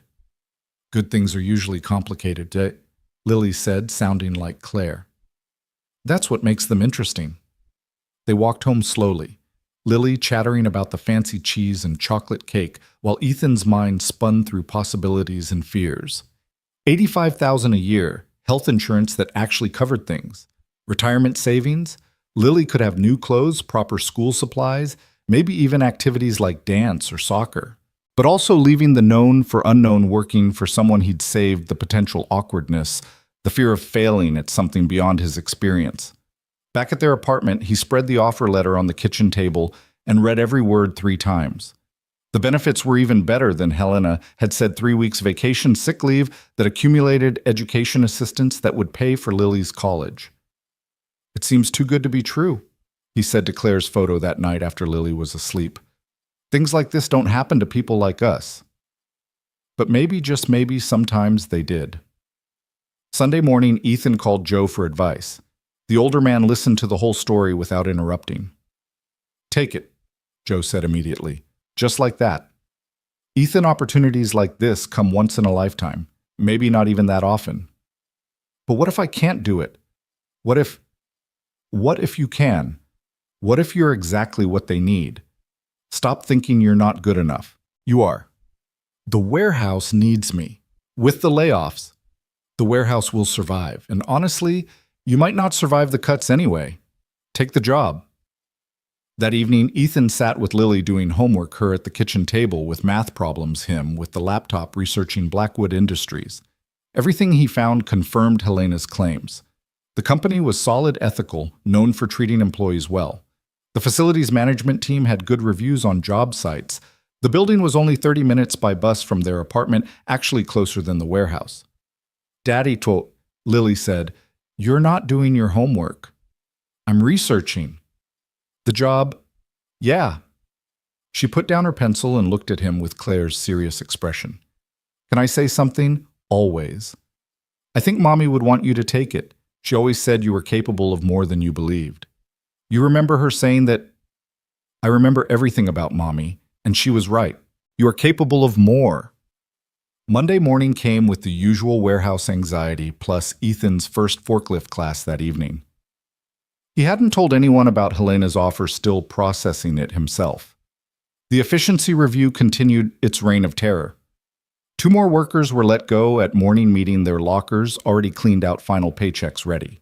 The remaining crew worked in grim determination. We're all replaceable, Tommy muttered during break. Every damn one of us. Not if you have special skills, Carlos countered. That's why Walker's getting certified. One certification won't save him if they decide to cut deep. Ethan stayed quiet, the job offer burning in his pocket where he'd put it that morning, unable to leave it at home. $85,000. These men were terrified of losing jobs that paid a third of that. The day dragged, made worse by knowing he wouldn't see Lily awake that evening. Mrs. Rodriguez had agreed to watch her, but he hated the disruption to their routine. At 5:30, instead of heading home, he reported to the training room for forklift certification. 8 other men were there, all looking tired, all sacrificing family time for the hope of job security. The instructor, a bored-looking man named Dale, went through safety procedures with the enthusiasm of someone who'd given this presentation hundreds of times. Forklifts kill more warehouse workers than any other equipment.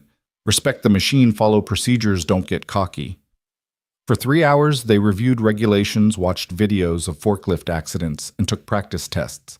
Ethan's back ached from sitting in the uncomfortable chair after a full day of physical labor. His mind kept drifting to Lily. Was she eating dinner? Did Mrs. Rodriguez remember she didn't like green beans? Was she doing her homework? When class finally ended at 9, Ethan practically ran to catch the bus. Home by 9:40, he found Lily asleep on Mrs. Rodriguez's couch. Homework complete on the coffee table. She was an angel, Mrs. Rodriguez whispered. Did all her work, ate her dinner, only asked for you 12 times. The guilt was a physical weight.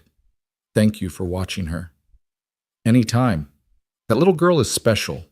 He carried Lily to their apartment, her sleep-heavy body trusting completely in his arms. After tucking her in, he sat at the kitchen table with Helena's offer letter again. The money would mean no more choosing between bills, no more forklift certification classes stealing his evenings, no more efficiency reviews threatening their stability. But it also meant leaving the known world the men he'd worked beside the routine that had carried them through Claire's death. His phone buzzed, a text from an unknown number. I hope you're considering the offer. No pressure, but I wanted you to know the position has been open for 2 months. I haven't found the right person. Until now. Helena.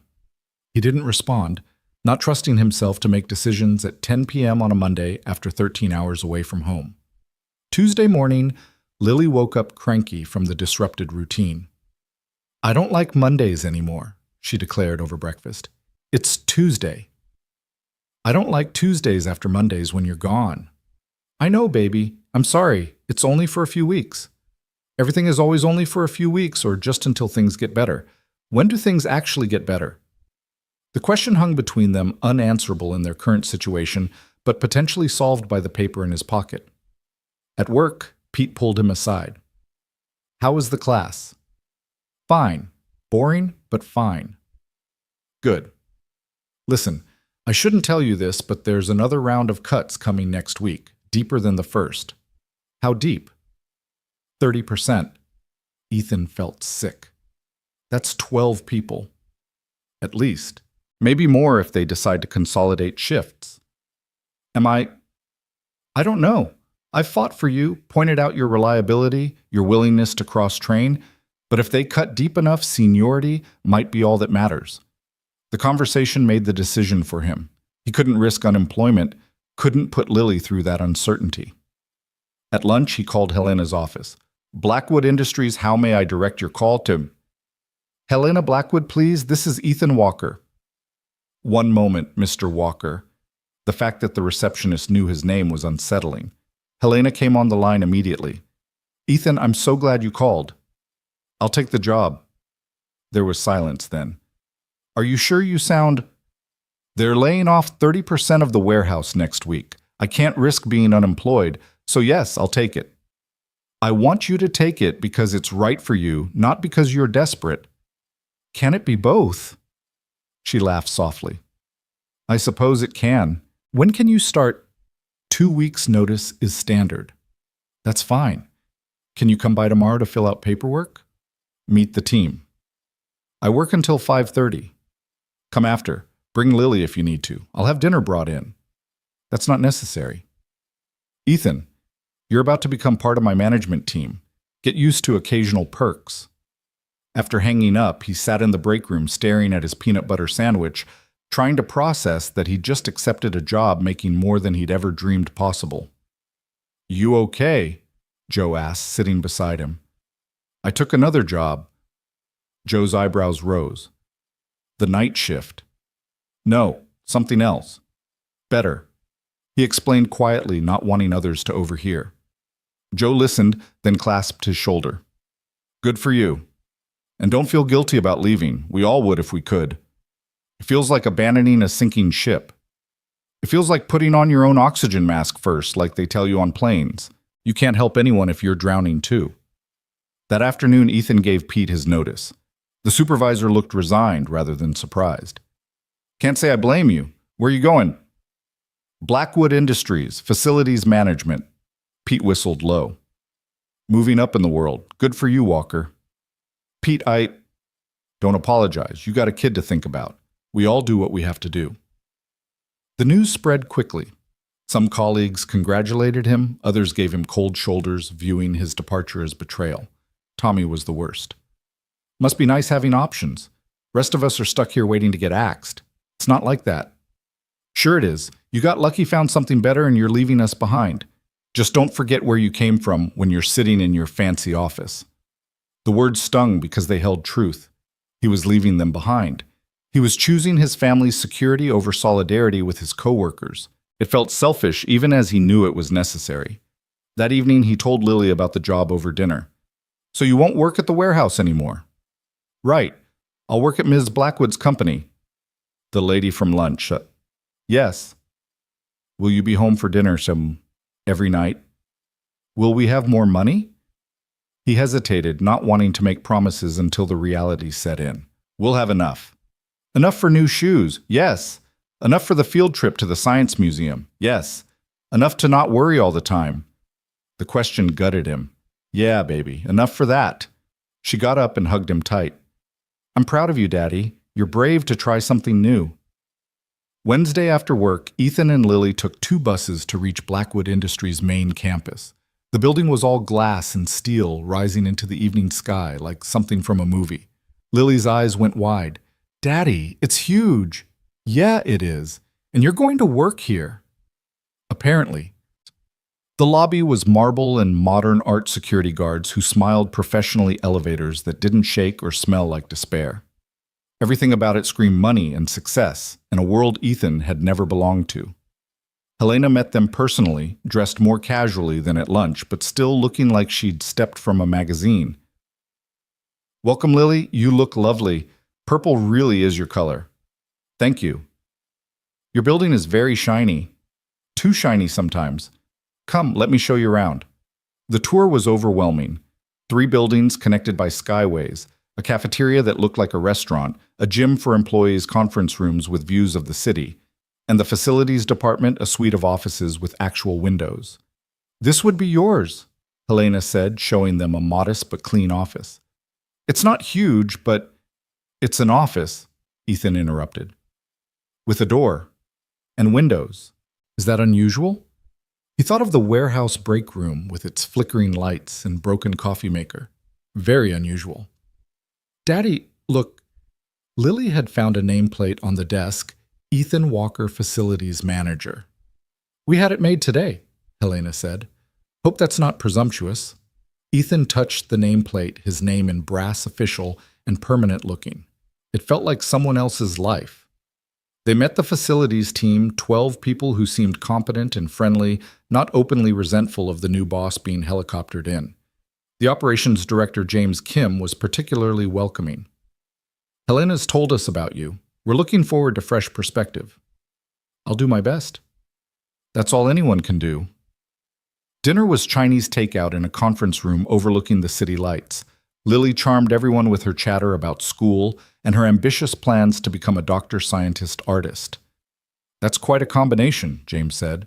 Daddy says I can be anything I work hard enough to become. Your daddy's right. As they prepared to leave, Helena walked them to the lobby. Thank you for coming, and Ethan, don't doubt yourself. You belong here. It doesn't feel like it yet. It will. Give it time. On the bus ride home, Lily fell asleep against his shoulder, exhausted from the excitement. Ethan stared out the window at the city passing by, thinking about how in 2 weeks everything would change. The warehouse that had been his stability through Claire's death would be behind him.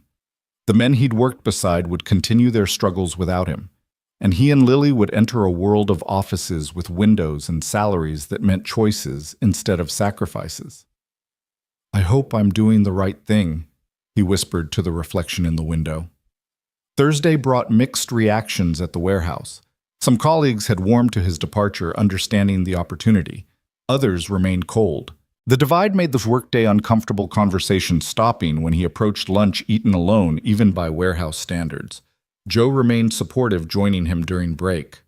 "They're jealous," the older man said simply. "They have a right to be." "No, they have a right to be angry at the system, not at you for finding a way out." "Feels like the same thing from where I'm sitting." "It's not. You didn't create the inequality, you're just trying to survive it like everyone else." That evening, instead of forklift training, Ethan had his second class. The practical portion actually operating the machinery under supervision. His hands were steady despite his exhaustion muscle memory from years of physical labor serving him well. "Good instincts," Dale said. "You've operated equipment before." "Different kind, but yeah." "Shows. You'll pass the certification easy." The praise felt hollow, knowing he'd never use the certification, but he'd complete the course anyway. Partially to not waste the company's investment, partially to have a backup if Blackwood Industries didn't work out. Home by 9:30, he found Lily reading to Mrs. Rodriguez, their elderly neighbor, listening with genuine interest to a story about a brave mouse. "She reads beautifully," Mrs. Rodriguez said, "like her mother." "Mommy used to read to me every night," Lily said. "Now, Daddy does, but sometimes he falls asleep in the middle." "Guilty," Ethan admitted. After Mrs. Rodriguez left, Ethan sat on Lily's bed for their nightly reading, but she had questions instead of story requests. "When you start the new job, will things change a lot?" "Some things. We'll have more money, less worry, but the important things won't change." "Like what?" "Like how much I love you. Like reading together. Like being a family." "Will we move?" The question caught him off guard. "Maybe eventually." "Would you want to?" "I don't know. I like our apartment, but it would be nice to have a yard, and windows that don't stick, and heat that works all the time." "We'll see what happens. No rush to change everything at once." "Good. Too much change is scary." "Yeah, it is." But change was coming whether they were ready or not. Friday was Ethan's last day of his first week with 2 weeks' notice given.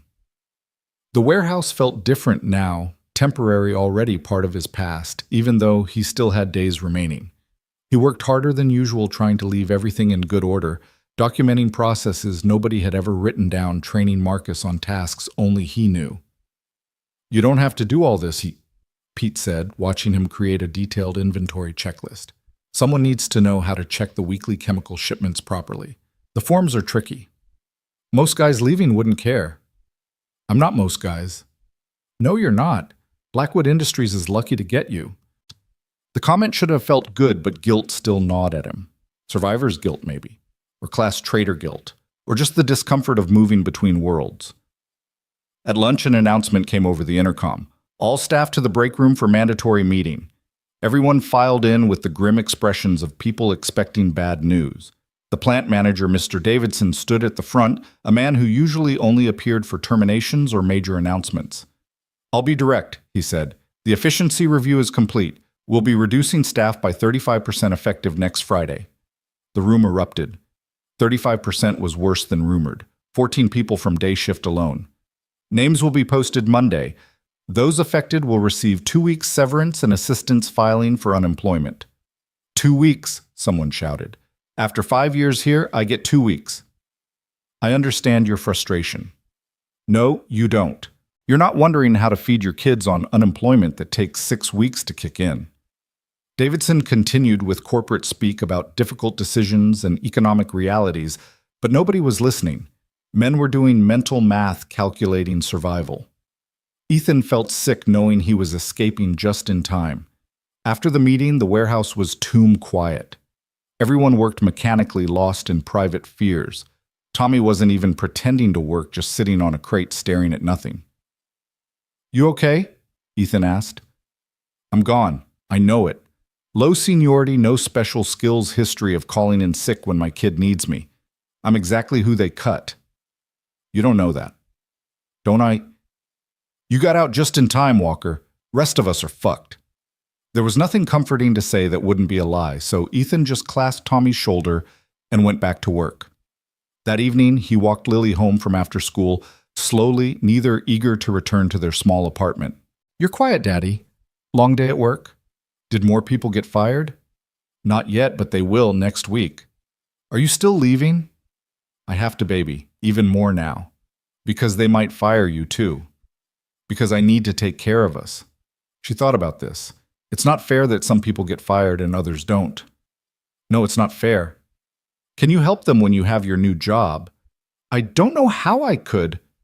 Mommy always said when we have more, we share more. The simple wisdom stung. Claire would have found a way to help, would have organized something done, something beyond escaping alone. That weekend, Ethan took Lily to the library story time with the visiting author, the event he'd promised, despite originally having overtime scheduled.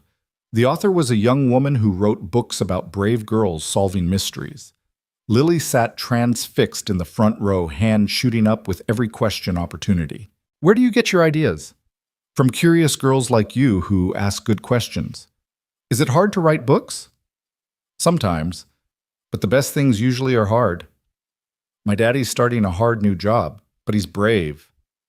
Ethan felt his cheeks warm as parents turned to look at him. The author smiled. Brave daddies raise brave daughters. After the event, Lily insisted on checking out all of the author's books, carrying them like treasure. I want to write books someday, she announced. You can do anything you set your mind to. Even if it's hard. Especially if it's hard. Hard things are usually worth doing. Sunday night, Ethan couldn't sleep. Tomorrow the names would be posted. 14 people would learn their jobs were ending. He'd be starting his last week at the warehouse, beginning his transition to a different life. He stood at their small window looking at the city lights, thinking about Helena Blackwood, somewhere out there in a penthouse or mansion, probably not losing sleep over employment anxiety. The gulf between their worlds seemed impossible to bridge, yet somehow he was about to try. Can't sleep. Lily's voice came from behind him. Did I wake you? No, I had a dream about Mommy. Good dream.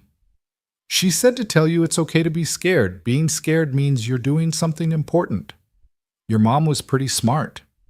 So are you, Daddy, just different smart. They stood together at the window, his hand on her small shoulder, watching the city sleep and wake in its endless cycle. Monday morning came like a death sentence. Ethan arrived early, but a crowd was already gathered at the bulletin board where the list would be posted. Pete emerged from the office with a paper, his face grim. The crowd parted as he tacked it up. Ethan held back, letting others check first. The sounds told the story relief from some devastation from others. Tommy's name was there as he'd predicted. So was Marcus, despite 3 years' seniority.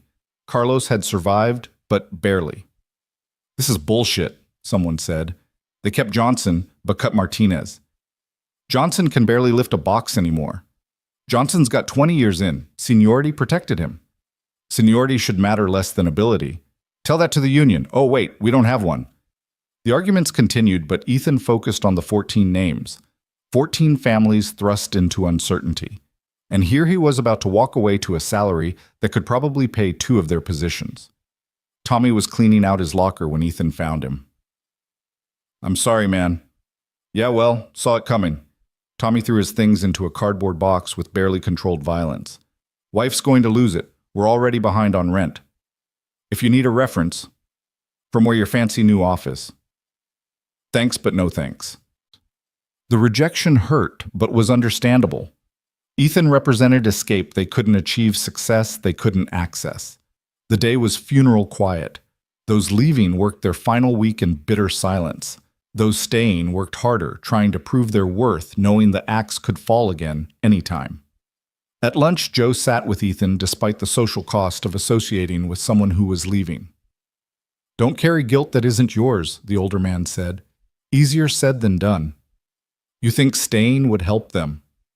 You think turning down opportunity would somehow make their situation better. No buts. You're doing what every one of them would do in your position. They know it even if they're too hurt to admit it. Wednesday's forklift class was surreal. Half the attendees had been laid off, but they were completing certification anyway, hoping it might help them find new work. The instructor continued his monotone delivery, oblivious to or ignoring the despair in the room. Ethan passed the written test, easily scheduling the practical exam for Friday, his last day. It seemed fitting somehow, earning a certification he'd never use on his way out the door.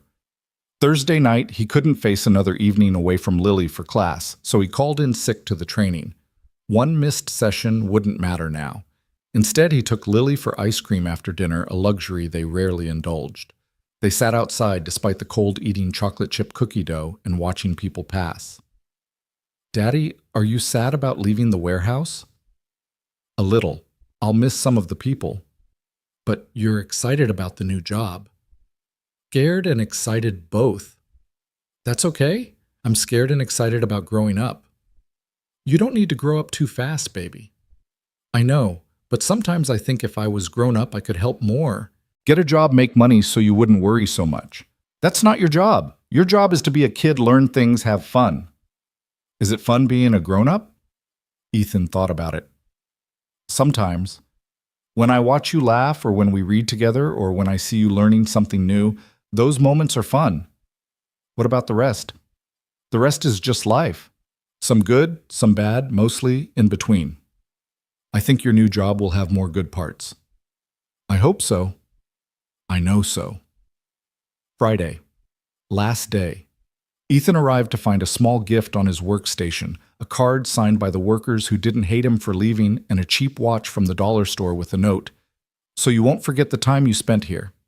It was touching and heartbreaking simultaneously. These men who had so little had still pooled resources for a goodbye gift. The practical forklift exam was administered by an outside inspector who didn't know or care about the warehouse drama. Ethan operated the machine perfectly, muscle memory and spatial awareness combining for a flawless performance. "Congratulations," the inspector said, handing him the certificate. "You're officially certified."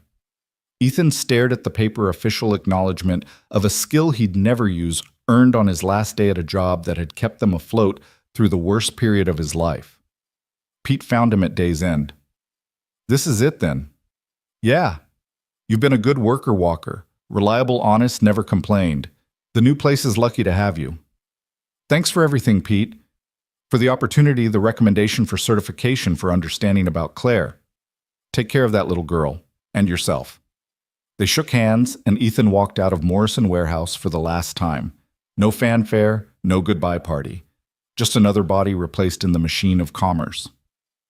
At the community center, Lily was waiting with a handmade card. "Congratulations on your last day," with a drawing of the warehouse and a big red X through it. "Is this appropriate?" he asked, laughing. "Mrs. Henderson helped. She said it's called Good Riddance to Bad Rubbish." The warehouse wasn't rubbish. It was just work. Work that made you tired and sad. The new job will be better. Walking home, Ethan felt unmoored. For 18 months, the warehouse had been his routine, his stability. Now he had a weekend of emptiness before starting at Blackwood Industries Monday morning. "Can we celebrate?" Lily asked. "What did you have in mind? Pizza and a movie, and staying up past bedtime." "That's a lot of celebration." "You got a new job and I got 100 on my spelling test. That deserves lots of celebration." So they celebrated. Frozen pizza that Ethan let Lily top herself, resulting in a mountain of cheese, a Disney movie from the library, and bedtime pushed back a whole hour. It felt extravagant and perfect. "Daddy," Lily said as he finally tucked her in, "I'm proud of you." "For what?" "For being brave enough to try something new. Even though you're scared." "How do you know I'm scared?" "Because you've been cleaning everything twice and you only do that when you're nervous." He had been scrubbing the kitchen until it gleamed, organizing Lily's closet. Anything to keep his hands busy and mind quiet. "You're very observant." "I get it from Mommy. She always noticed things about people." "Yes, she did." "She would be proud of you too." Saturday and Sunday passed in a blur of preparation and anxiety. Ethan tried on his 3 good shirts multiple times, finally accepting they all looked basically the same, worn but clean. He polished his 1 pair of dress shoes until they almost looked expensive. Lily watched these preparations with amusement. You're worse than me before school pictures. This is important. So are school pictures. They last forever. Sunday night, he stood in front of Claire's photo on the wall. I start the new job tomorrow, the one I told you about. I'm terrified I'll fail, that they'll realize I don't belong there. But I have to try. For Lily. For us. I hope you understand. The photo smiled back, frozen in eternal optimism. Monday morning arrived with unusual sunshine for October.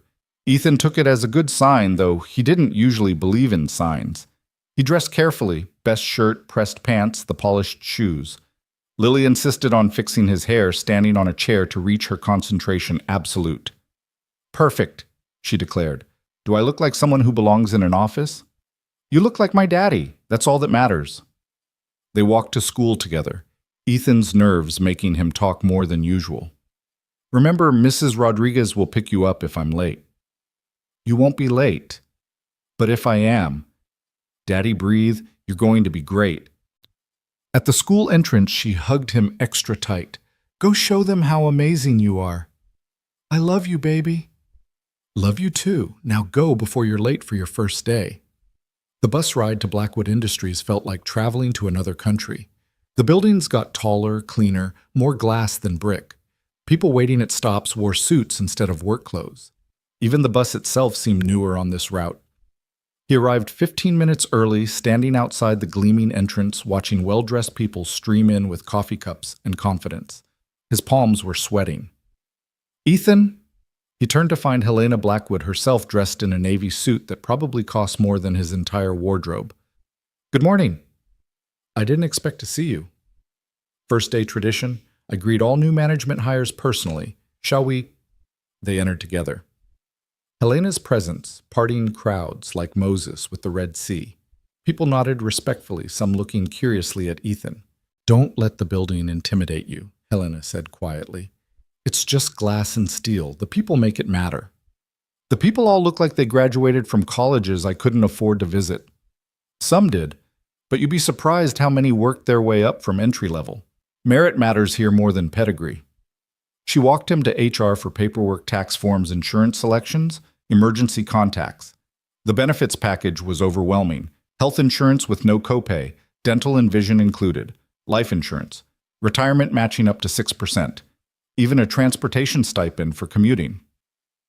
This is generous, he said to the HR representative. Ms. Blackwood believes in taking care of employees. Happy workers are productive workers. Next came the office tour with James Kim, the operations director, who would be his direct supervisor. James was younger than expected, maybe 40, with an easy smile and firm handshake. Ready to see your domain. The facilities department occupied the entire third floor of Building 2. Ethan's office, his actual office, had a window overlooking the courtyard, a desk that wasn't scarred by decades of use, a computer that looked like it came from this decade. I know it's a lot, James said, but you'll have plenty of support. Your team is experienced and eager to help. The team gathered in the conference room for introductions. 12 people ranging from 20s to 60s maintenance workers to administrative staff. They seemed cautiously optimistic about their new boss. I'll be honest, Ethan said after introductions. This is new territory for me. I'm going to need your help learning systems and procedures, but I promise to listen, work hard, and support you however I can. Just don't micromanage and we'll get along fine, said Denise, a maintenance supervisor with 30 years' experience. I don't know enough to micromanage yet. That got laughs, breaking some tension.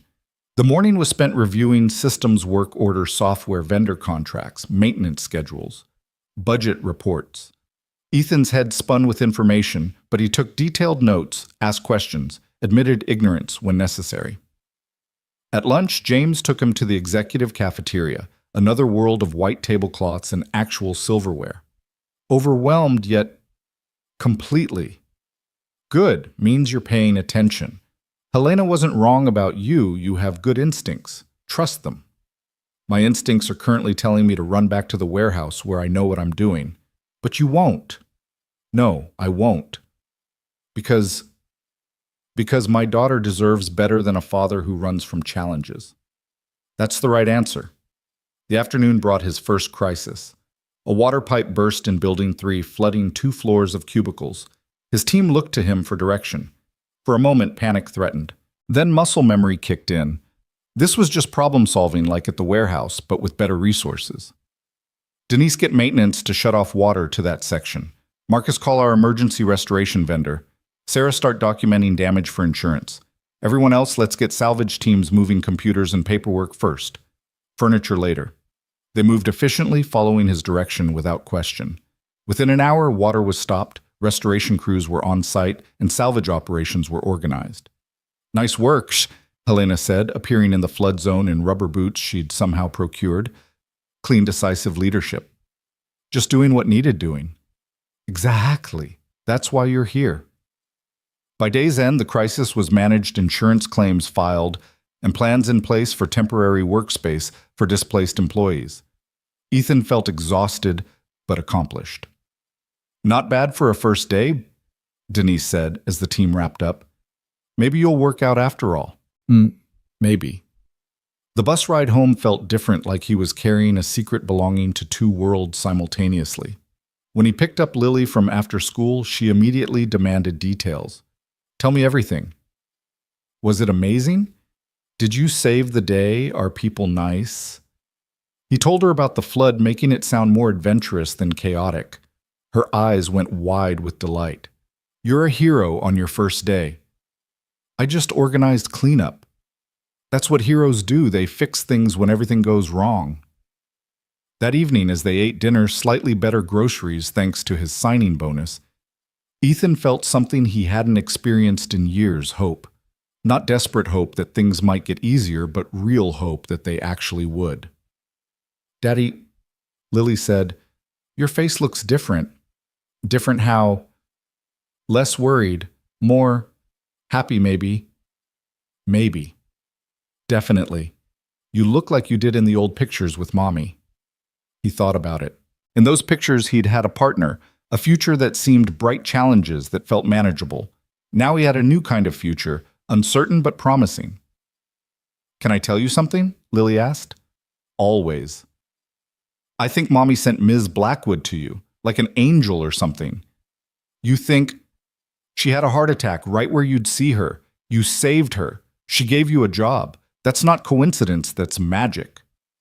Or luck. Mommy always said luck was just magic that people were afraid to believe in. The first month at Blackwood Industries passed in a whirlwind of learning, adjusting, and small victories. Ethan's days were filled with meetings about budgets. He was learning to read vendor negotiations. He was learning to navigate, and problems that required solutions more complex than work harder. But he was adapting, finding his footing in this world of email chains and spreadsheets. The money changed everything and nothing simultaneously. The first paycheck, more than he'd made in a month at the warehouse, went immediately to necessities. New shoes for Lily that actually fit. Winter coats for both of them. Paying off the minimum balance on credit cards. Catching up on the electric bill. There was even enough left to put $50 in savings, the first time he'd saved anything since Claire's diagnosis. Look, Daddy, Lily said one evening, modeling her new coat. It's purple and it's warm. You look beautiful, baby. And you don't have to worry about me being cold anymore.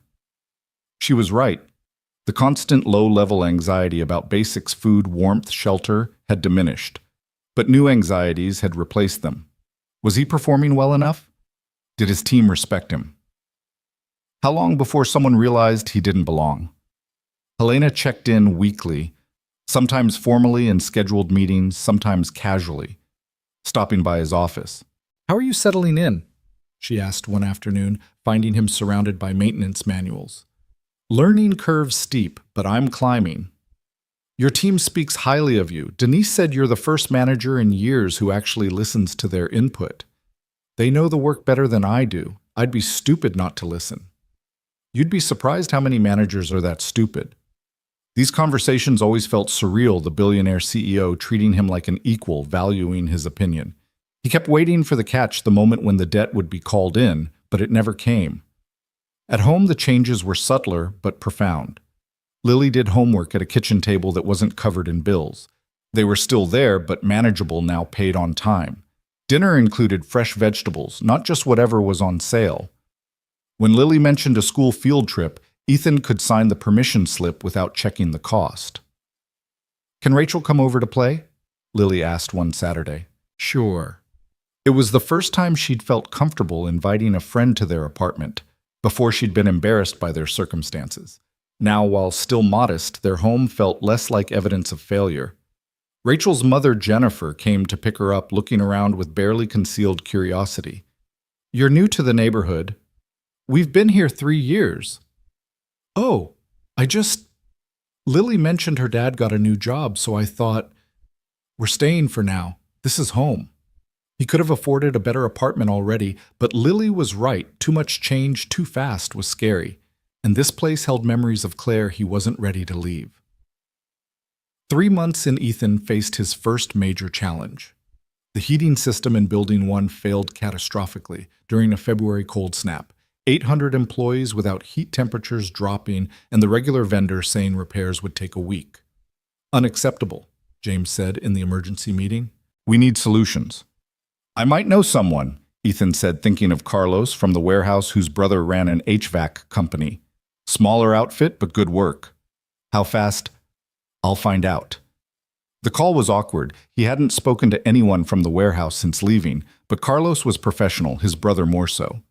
They had a crew on site. Within 2 hours, temporary heaters installed by end of day, and permanent repairs completed in 3 days at half the cost of the regular vendor. "Excellent work," Helena said at the next management meeting. "Where did you find them?" "Former co-workers' family business. Good people who deserve a chance. Add them to our vendor list. I like giving chances to good people." The success felt like validation proof he could bridge his two worlds usefully. But not everything was smooth. Some of his team resented his lack of formal experience, especially Brad, an assistant manager who'd expected to get Ethan's position. "Must be nice," Brad said one day. "Getting handed a job you're not qualified for." "You're right," Ethan replied, surprising him. "I'm not qualified on paper. But I'm here, I'm learning, and I'm doing my best. If you have specific concerns about my performance, tell me. If you just want to complain, do it on your own time." Brad backed down, but the tension remained. At Lily's parent-teacher conference in March, Mrs. Patterson had only praise. "She's blooming," the teacher said. "More confident, more engaged. Whatever changes you've made at home are working." "We've had some good luck lately." "Mr. Walker, I've taught long enough to know the difference between luck and hard work. You've given that girl stability and hope. That's not luck." Walking home, Lily held his hand, something she'd started doing less as she grew older, but still allowed occasionally. "Mrs. Patterson says I'm doing great." "You are." "She says I could qualify for the advanced program next year." "That's wonderful." "It's at a different school, though. Franklin Academy." Ethan knew Franklin Academy, a public school, but in a better district with resources their current school couldn't match. It would mean longer commutes, new friends leaving the familiar. "What do you want to do?" "I want to try. Is that okay?" "Of course it's okay. We'll figure out the logistics." Maybe by then we could move closer to it. The suggestion hung between them. Moving meant leaving Claire's last home, but also meant opportunity for Lily. Maybe. April brought an unexpected visitor to Ethan's office. Joe Martinez, looking healthier than he had at the warehouse, wearing clothes that weren't stained with years of labor. "Joe, how are you?" "Good. Better. Heard you were some big shot now." "Hardly. Just trying to keep buildings running. What brings you here?" "Job interview, maintenance position. Figured you could use someone who actually knows how to fix things." "You want to work here?" "Warehouse let go another round last month. Even senior guys like me. Retirement's not for 5 years, need something steady." Ethan didn't hesitate. "You're hired." "Don't you need to interview me? I've worked beside you for 18 months. I know your work ethic. When can you start?" Joe's eyes misted slightly. "You sure about this?" "Completely. Fair warning, though, it's different here. Less physical, more paperwork." At my age, less physical sounds perfect. Having Joe on the team changed everything. Someone who knew Ethan's history, who could bridge the gap between management and workers. Someone who reminded him where he came from when the corporate world threatened to change him. "You're doing good here," Joe said after his first week. The guys respect you. You haven't forgotten how to see people as people. It's harder than I thought it would be. What is not changing, not becoming like them? Like who? The executives who see workers as numbers, who make decisions in boardrooms that destroy lives without thinking about it. You won't become that. How do you know? Because you're having this conversation. The ones who change don't worry about changing, they just do it. May arrived with news that shocked everyone. Helena was stepping back from day-to-day operations, appointing Richard Chen as acting CEO while she dealt with health issues. She called Ethan to her office personally to explain. I need another surgery, more complex than the first. Recovery will be longer. I'm sorry. Don't be. You gave me extra years I wouldn't have had. I'm using them to fix things properly this time. Is there anything I can do? Keep doing what you're doing. Take care of your people. Show others that leadership isn't about authority, it's about service. That sounds like a goodbye speech. It's not. It's a see you in 6 months speech. Richard will run things fine, but he lacks humanity sometimes. Don't let him forget the people behind the numbers. The surgery was scheduled for June. Ethan found himself checking his phone constantly that day, waiting for news. When the text came from Helena's assistant that surgery was successful, he actually cried in his office, surprising himself with the depth of his concern. You okay, boss? Denise asked, catching him wiping his eyes. Yeah, just good news about a friend. She studied him knowingly. Ms. Blackwood means a lot to all of us, but I think she means something extra to you. She changed my life. From what I hear, you changed hers first. That evening, Lily made a get-well card for Helena, drawing hearts with bandages and a stick figure labeled Ms. B, surrounded by other figures labeled People Who Care About You. Can we visit her? When she's feeling better. I want to thank her. For what? For making you happy again. You smile more now. Real smiles, not the fake ones you used to do. I didn't know you could tell the difference. I can always tell Daddy. Summer came with decisions. Franklin Academy accepted Lily for their advanced program. The commute from their current apartment would be 90 minutes each way by bus. Moving became necessary rather than optional. They spent weekends looking at apartments closer to the school, each one a trade-off. Nicer meant more expensive. Affordable meant farther from work. Nothing felt quite right. What about a house? Lily suggested after another disappointing apartment viewing. Houses are expensive, baby. But you have a good job now, and we could have a yard, maybe get a dog. A dog was a new request, probably inspired by her friend Rachel's puppy. But the idea of a house of real stability of ownership rather than renting it was tempting and terrifying. Let me look into it. The first mortgage application was rejected insufficient credit history. The second required a larger down payment than he had, but the third, through a program Helena's assistant mentioned for first-time buyers, was approved. The interest rate was higher than ideal but manageable with his new salary. The house they found was small, 2 bedrooms, 1 bathroom built in the 1950s. It needed work, new paint, updated kitchen yard maintenance. But it had potential, and it was theirs. Can we afford this? Lily asked, surprisingly practical for 9 years old. We can. It'll be tight at first, but we can. What would Mommy think? Ethan looked at the house, modest, imperfect, but theirs. She'd say it's perfect for new beginnings.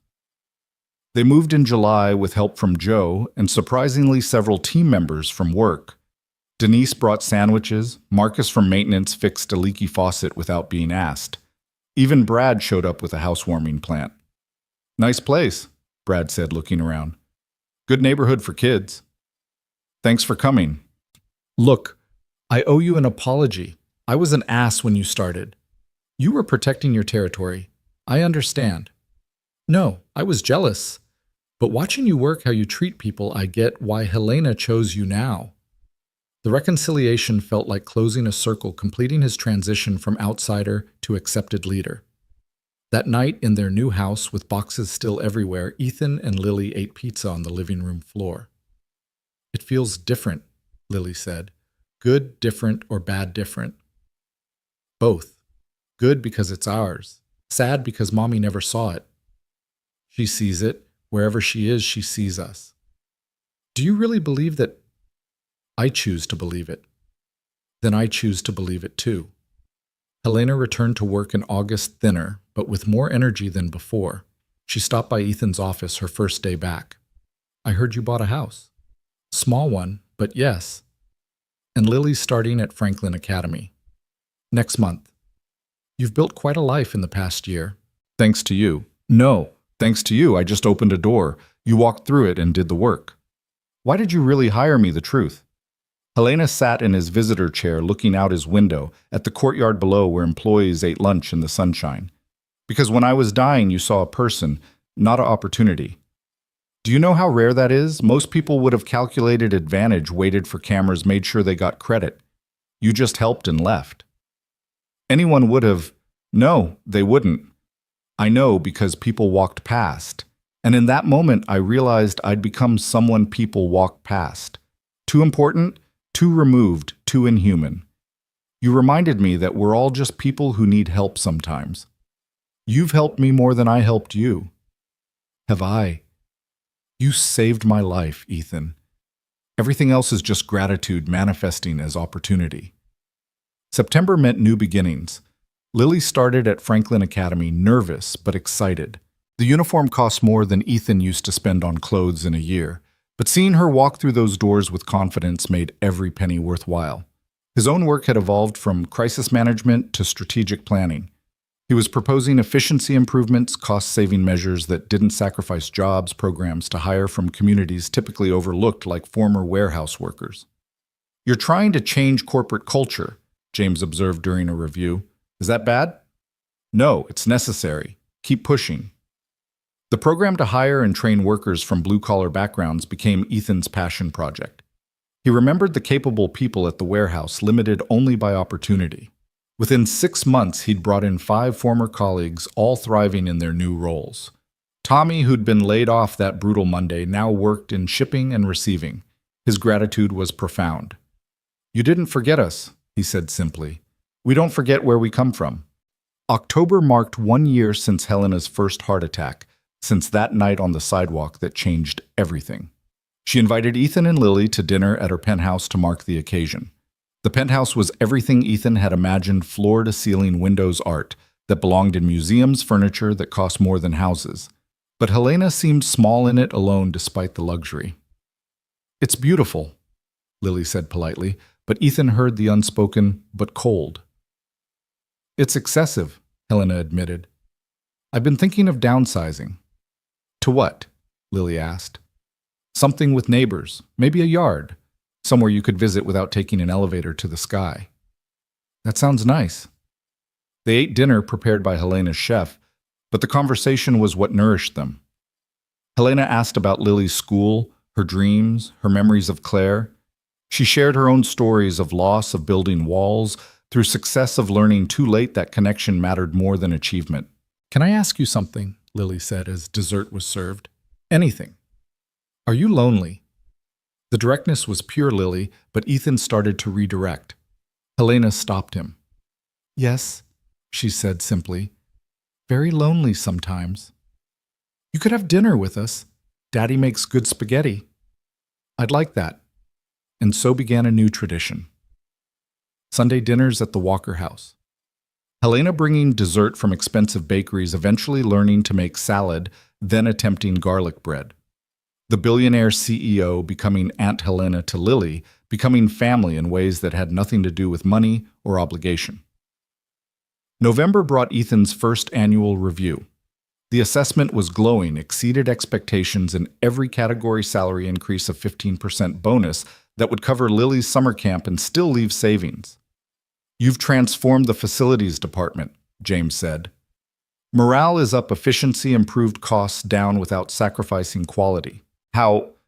"I treat people like they matter. It's not complicated." It shouldn't be, but somehow it is for most managers. That evening, Ethan stood in his small backyard, their backyard, watching Lily rake leaves into piles just to jump in them. The house needed painting, the fence needed repair, but it was theirs. His phone rang. Joe. "You see the news about Morrison Warehouse?" "No, what happened?" "Shutting down, completely. All operations moving to automated facility in Mexico." Ethan felt sick. Everyone? Everyone? Pete Carlos, the whole crew, 30 days' notice. After ending the call, Ethan sat on the porch steps, head in his hands. He'd escaped just in time, but survivor's guilt crashed over him in waves. Daddy, Lily appeared beside him. What's wrong? The warehouse where I used to work is closing. All my old friends are losing their jobs. Can you help them? I don't know how. You helped Joe and Tommy. Maybe you can help others. The simple faith in his ability to fix things was touching, but felt misplaced. He was one man with limited influence. But maybe. That night he drafted a proposal. Blackwood Industries was expanding, always needing reliable workers.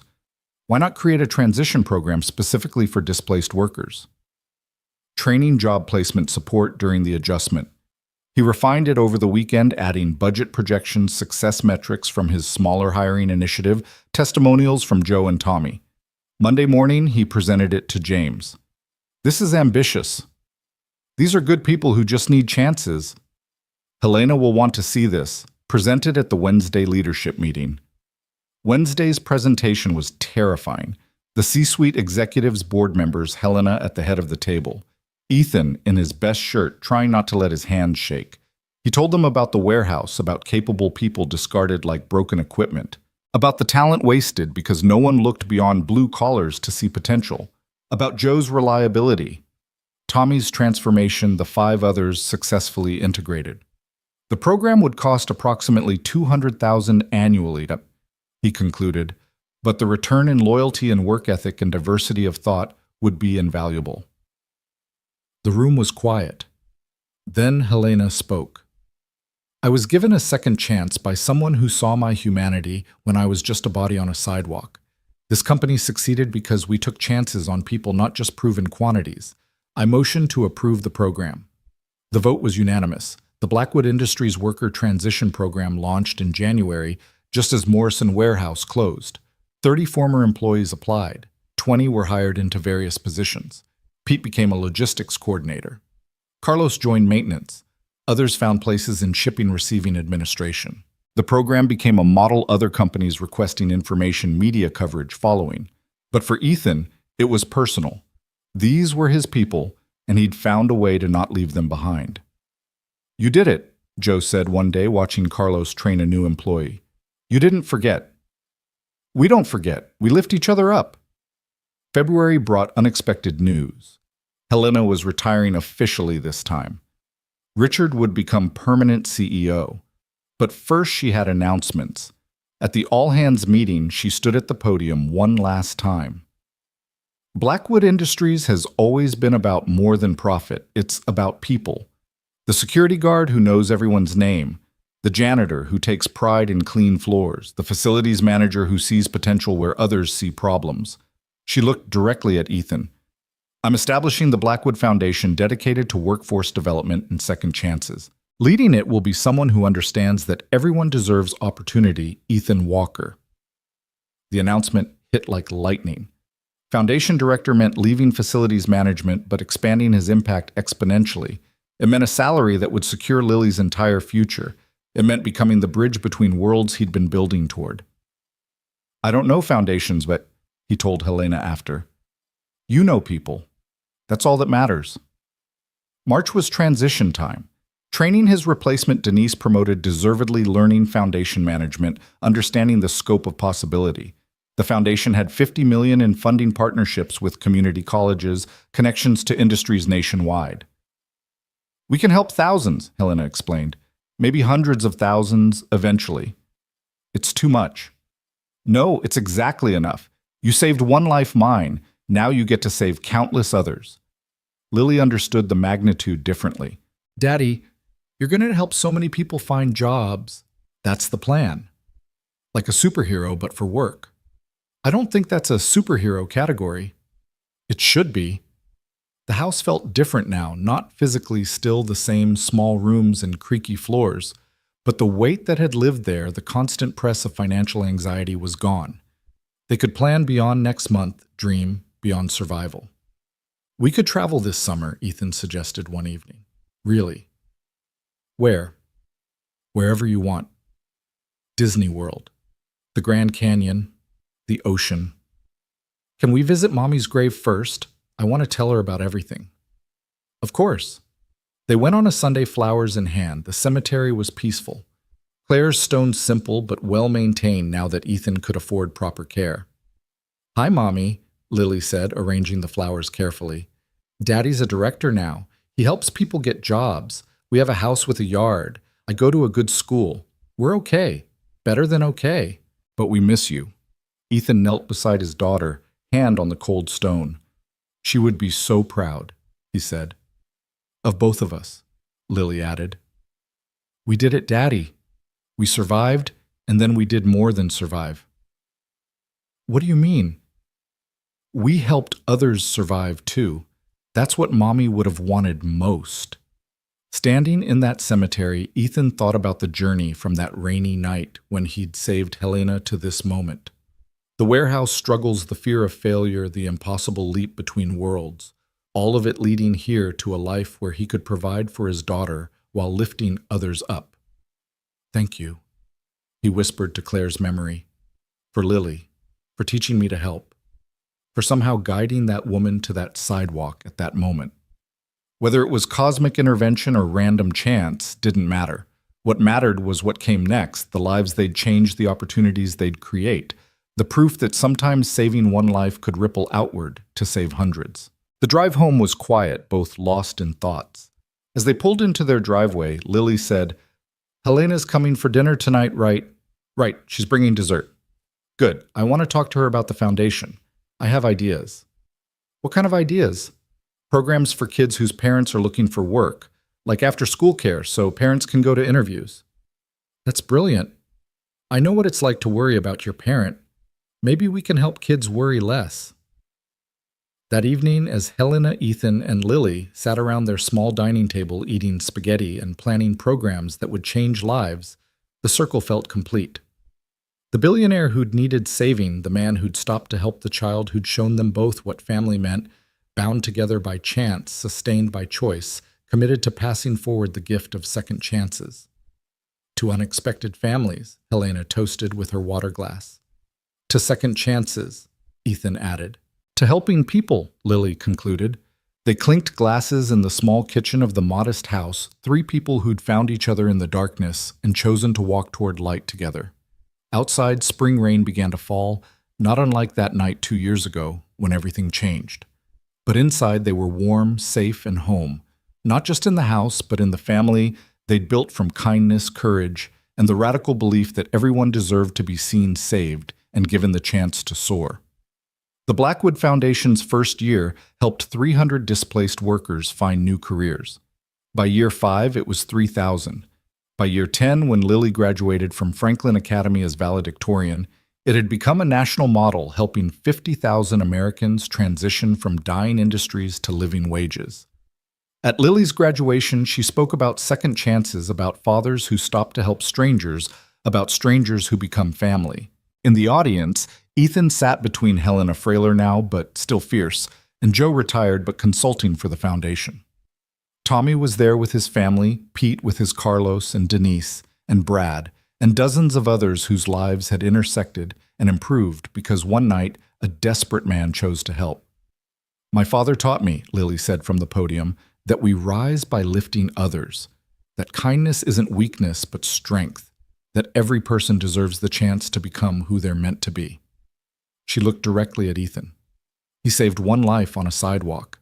That life saved ours, and together we're saving thousands more. That's how the world changes, one act of kindness creating ripples that become waves. Later, as they celebrated at the house that had grown through additions but kept its humble heart, Helena pulled Ethan aside. You know what I realized? What? I spent my whole life building a business empire.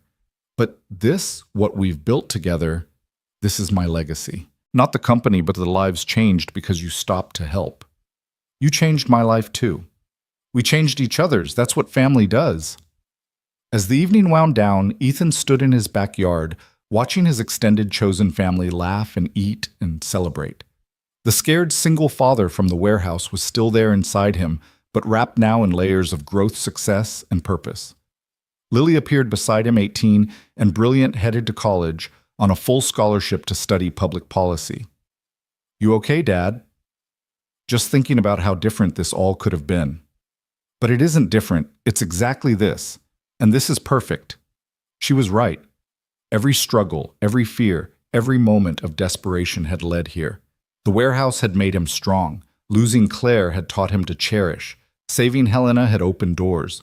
But walking through them, that had been choice courage and the conviction that everyone deserved their chance at more. "Come on," Lily said, taking his hand like she had as a child. "Aunt Helena wants to discuss the new program for single parents. She says you'd have insights." He laughed, letting his daughter lead him back to the gathering. "I might have a few thoughts." As they rejoined the celebration, Ethan caught a glimpse of Claire's photo on the mantel, surrounded now by pictures of their expanded family. Her smile seemed to say what she'd always believed, that love multiplied when shared, that helping others helped yourself, that the worst moments could become the foundation for the best ones. The rain that had started falling didn't dampen the party. If anything, it reminded them all of where they'd started, desperate people on dark sidewalks, choosing to help, choosing to hope, choosing to build something beautiful from broken pieces. The story that began with a heart stopping on pavement had become something else entirely, a heart expanding to include everyone it touched, beating stronger with each life lifted, proving that sometimes the greatest fortune isn't what you're given, but what you give away.